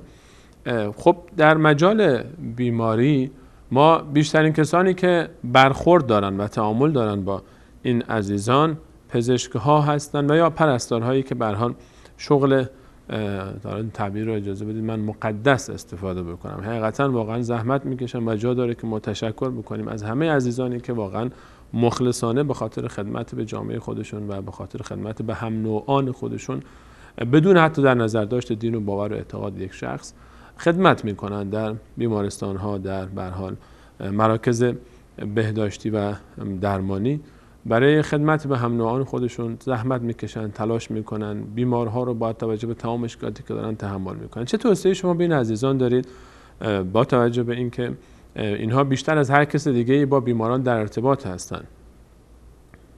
بله واقعا پزشکان محترم، واقعا پرستاران عزیز، کسایی که خدمت میکنن به بیماران در یک عبادت بسیار بسیار بزرگی هستند و جا داره که هر روز و هر ساعت تجدید نیت بکنند، نیتشون رو با خداشون تجدید کنند و از خداشون اجر و پاداش بخوان و این کارشون رو به عنوان یک عبادت نگاه کنند، نه به عنوان یک به اصطلاح مصدری برای به اصطلاح کسب روزی یا به اصطلاح بازاریابی.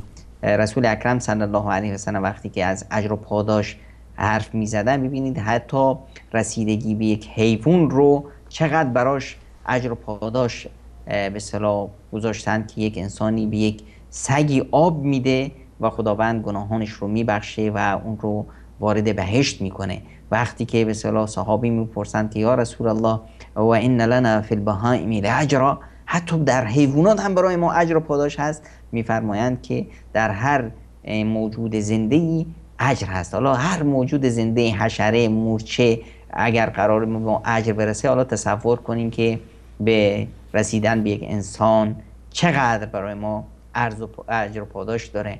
خداوند متعال وقتی که از بخشیدن زندگی به انسان حرف میزنه و مطرح میکنه، اجر و پاداش رو میفرمایند که انما احیا الناس، انگار که تمام بشریت رو وقتی که شما یک انسانی رو بهش زندگی میبخشید، سهیم میشید در این که خداوند بهش شفا بده و نجات پیدا کنه و بار دیگه به زندگی برگرده، انگار که شما به کل بشریت رو زندگی بخشوندید. و همینطور وقتی که میایید و این وظیفه مقدس رو میگیرید، به جای عبادت یک دکانداریش میکنید برای خودتون و باعث میشید که انسانی به خاطر اون مال پرستی شما جانش رو از دست بده، که انما در مقابل این عکس اون تصویر برعکس اون حالت هست، انگار که تمام بشریت رو قبض روح گردید و اونها رو کشتید. جنایت به قتل رساندن یک انسان برابر است به جنایت به قتل رساندن کل بشریت. پس این عزیزان در یک لبه تیز قرار دارند، یک طرفش بهشت و سعادت و به اصطلاح اجر و پاداش الهی است، طرف دیگهش به اصطلاح جهنم سوزان و بازخواست تند و سخت الهی. موردی ما متاسفانه در جامعه داریم و دوستای پزشکم من آرزو دارم که این نقطه رو خیلی روش فکر کنن. در قدیم زمان ما یک پزشک داشتیم و این پزشک به اصطلاح همه کاره بود، همه فن حریف بود.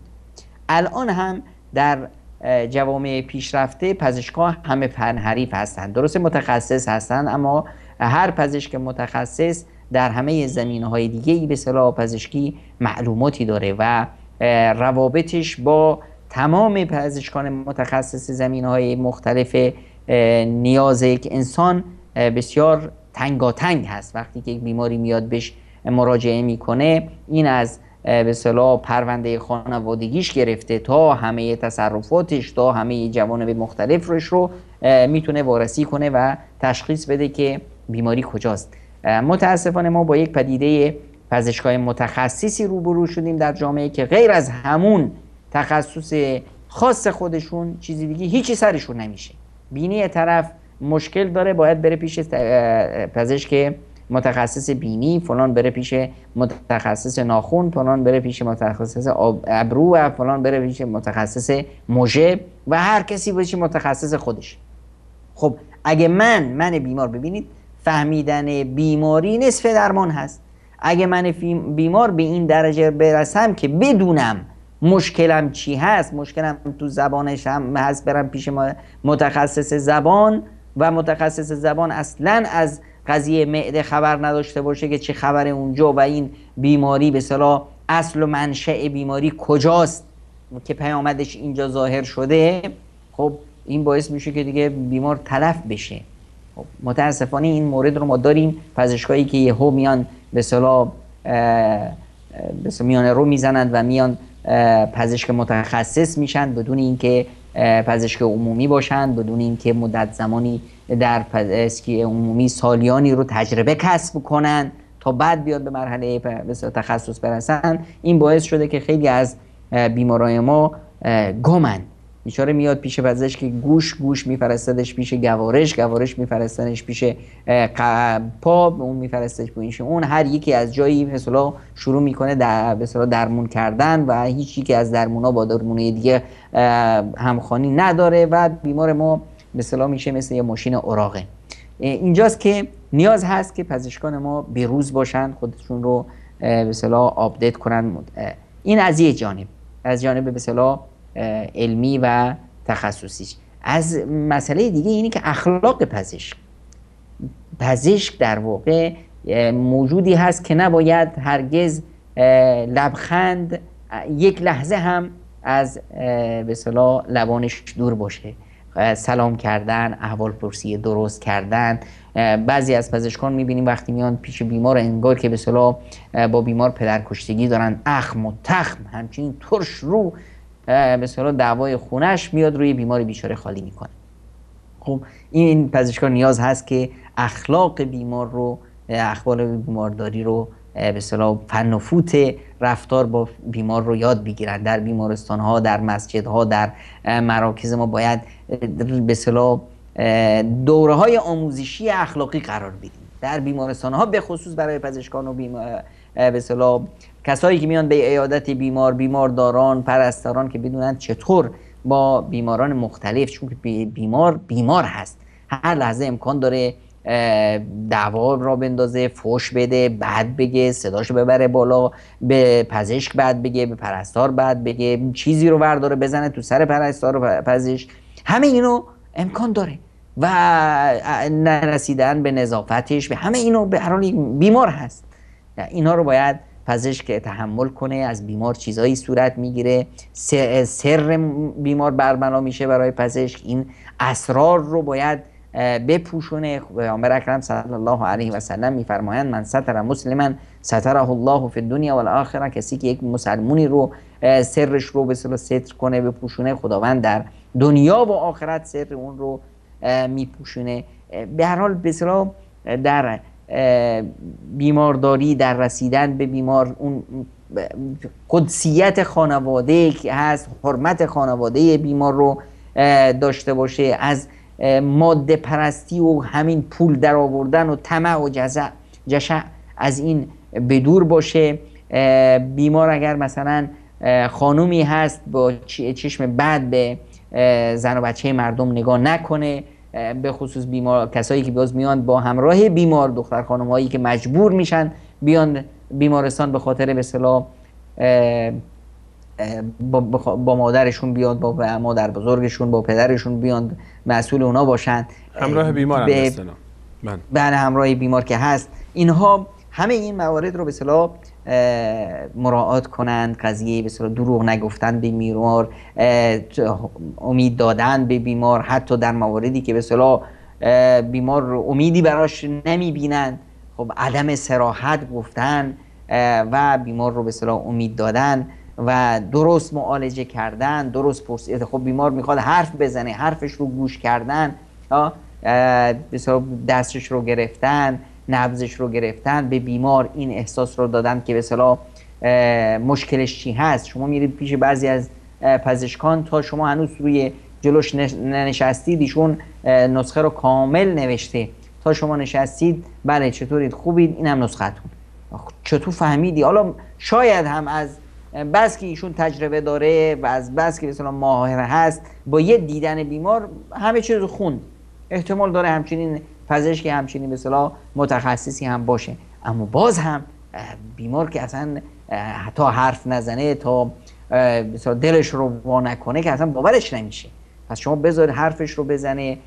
خب بیماری که حرف میزنه خب احیانا مشکل داره تو حرف زدن، صبر باید داشته باشن پزشکای عزیز و به اصطلاح پرستارای عزیز، حرفاشون رو گوش کنن وقتی که معالجهشون میکنن. وقتی خب خانواده همراه بیمار هم که بیچاره جایی برای استراحت نداره، 2 روز 3 روز پریشان هست، مشکل اقتصادی از طرف، خستگی از تصرف نادرستی ازش صورت میگیره، این باعث نشه که باز من دلم رو روی بیمار به اصطلاح خالی کنم.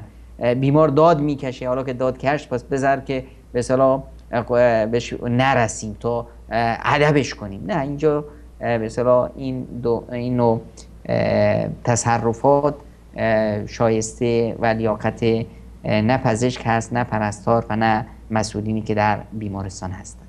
خیلی ممنونم جناب دکتر. ما حدود 3 دقیقه فرصت داریم تا پایان برنامه امروزمون و صحبت که زیاد هست، به همین قدر اجازه بدید بسنده بکنیم و در 1-2 دقیقه صحبت پایانی شما و توصیه هایی که اگر احیانا احساس میکنید باقی مونده و مهم است که مطرح بفرمایید رو گوش میسپاریم. در از اینی که البته تا این لحظه دوستان با ما همراهی کردن و شما که این فرصت رو در اختیار بنده قرار دادید، کمال سپاس و تشکر رو دارم. تنها میخوام به این نقطه اشاره کنم که بیماری یک به اصطلاح آزمایش الهی است و این آزمایش الهی هم برای بیمار آزمایش است، هم برای اطرافیان بیمار آزمایش است، هم برای پزشکان، هم برای همه افرادی که تو این به اصطلاح دایره قرار میگیریم. هر یکی باید سعی کنیم از این آزمایش رو سفید بیرون بیایم. من بیمار سعی کنم از این فرصت استفاده کنم، خودم رو هر تا میتونم به خدام نزدیک و نزدیکتر کنم. شاید این آخرین بیماری باشه، شاید این آخرین روزهای من باشه تو این زندگی. چرا نیام این روزها رو روزهایی کنم که ببین مرگ و زندگی دست خداست، هیچ کسی نمیتونه به اصطلاح خودش رو از مرگ نجات بده. همه باید بمیریم و این به اصطلاح کل نفس ذائقة الموت. خودمون رو برای فردامون آماده کنیم. من بیمار، من خانواده بیمار و دوست بیمار و همراه بیمار، من پزشک، من پرستار، من خیش، من دوست، من هم محله‌ای، هممون این مسائل رو در نظر داشته باشیم که ما در آزمایش الهی هستیم. هر یکی از ما از این فرصت بهترین استفاده رو ببریم، با بهترین شیوهی که میتونه خدا رو از ما راضی کنه، میتونه پیامبرمون رو از ما شاد کنه، بیاییم به همدیگه برسیم، کمک همدیگه بکنیم. للمؤمن کالبنیان المرصوص، بنی آدم اعضای یکدیگرند که در آفرینش یک گوهرند. چو عضوی به درد آورد روزگار، دیگر عضوها را نماند قرار. تو که از مهنت دیگران بیغمی، نشاید که نامت نهند آدمی. از این فرصت بهترین استفاده رو ببریم و خودمون رو به خدامون نزدیکتر کنیم. ما در یک مسیری هستیم به سوی رضایت خدا و این دنیا مزرعه آخرت هست. حالا بهترین کشاورز کی هست که بهتر بتونه زمینش رو شخم بزنه، بهتر بتونه کاشتش رو بکنه، بیشترین به اصطلاح بهره رو از این محصول رو از این زندگی برداشت کنه. و ما همونطور که پیامبر اکرم صلی الله علیه و سلم فرمودن که عابر سبیل، عش فی الدنیا کانک عابر سبیل، در این دنیا اینطوری زندگی کن که بیگانه هستی از این دنیا، غریب و عابر سبیلی هستی، میگذری و میری. از این فرصت بهترین استفاده رو ببریم. دیگه مال رو نذاریم که بشه زندگیمون. تو به خاطر به اصطلاح 2 قرون مال و زندگی، به خاطر نمیدونم خسارت هایی که به اصطلاح احتمال داره که من اگر برم خونه فلان براش هدیه‌ای نبرم، نمیدونم اگر ببرم اینقدر خسارت میکنم. هیچ چیزی خسارت نمیکنه. هر چیز در راه خدا بدی، خداوند بیش و بیش رو به تو میده. پس اینی که رابطمون رو محکم کنیم با خدامون و اگر رابطه بنده با خداش درست بود، حتما در این دنیا خوشبخت و سعادتمند میشه. و من هم برای همه شما عزیزان آرزوی خوشبختی و سعادت و خوشکامی دارم و از همتون التماس دعا. خیلی ممنونم. من هم تشکر میکنم از طرف خودم و به نمایندگی از همه بینندگان عزیز از حضور شما و صحبت‌های گرانبهای شما در این برنامه. حقیقتا بعد از این به هر حال صحبت‌هایی که جناب دکتر در پایان مطرح فرمودن، دیگه صحبتی برای گفتن باقی نمیمونه جز این که تشکر بکنم از همه شما عزیزان که تا این لحظه برنامه خودتون رو یاری کردید. در پایان از الله متعال خواهانیم که تمام بیماران ما رو شفای عاجل عنایت بفرماید و به کانون خانواده اونها رو برگردونه. و از الله متعال خواستانه خواستاریم که تمام پدران و مادران، خواهران و برادران، همسران، فرزندان، اساتید، شاگردان، دوستان، آشنایان، اقوام، خویشاوندان و همه عزیزانی رو که قبل از ما از دنیا رفتن مورد رحمت، بخشش و مغفرت خودش قرار بده. بگید آمین. و تشکر میکنم از همه دوستان اتاق کنترل. تا برنامه بعد همه شما خوبان و عزیزان رو به الله متعال میسپارم. الله یار و نگهدارش.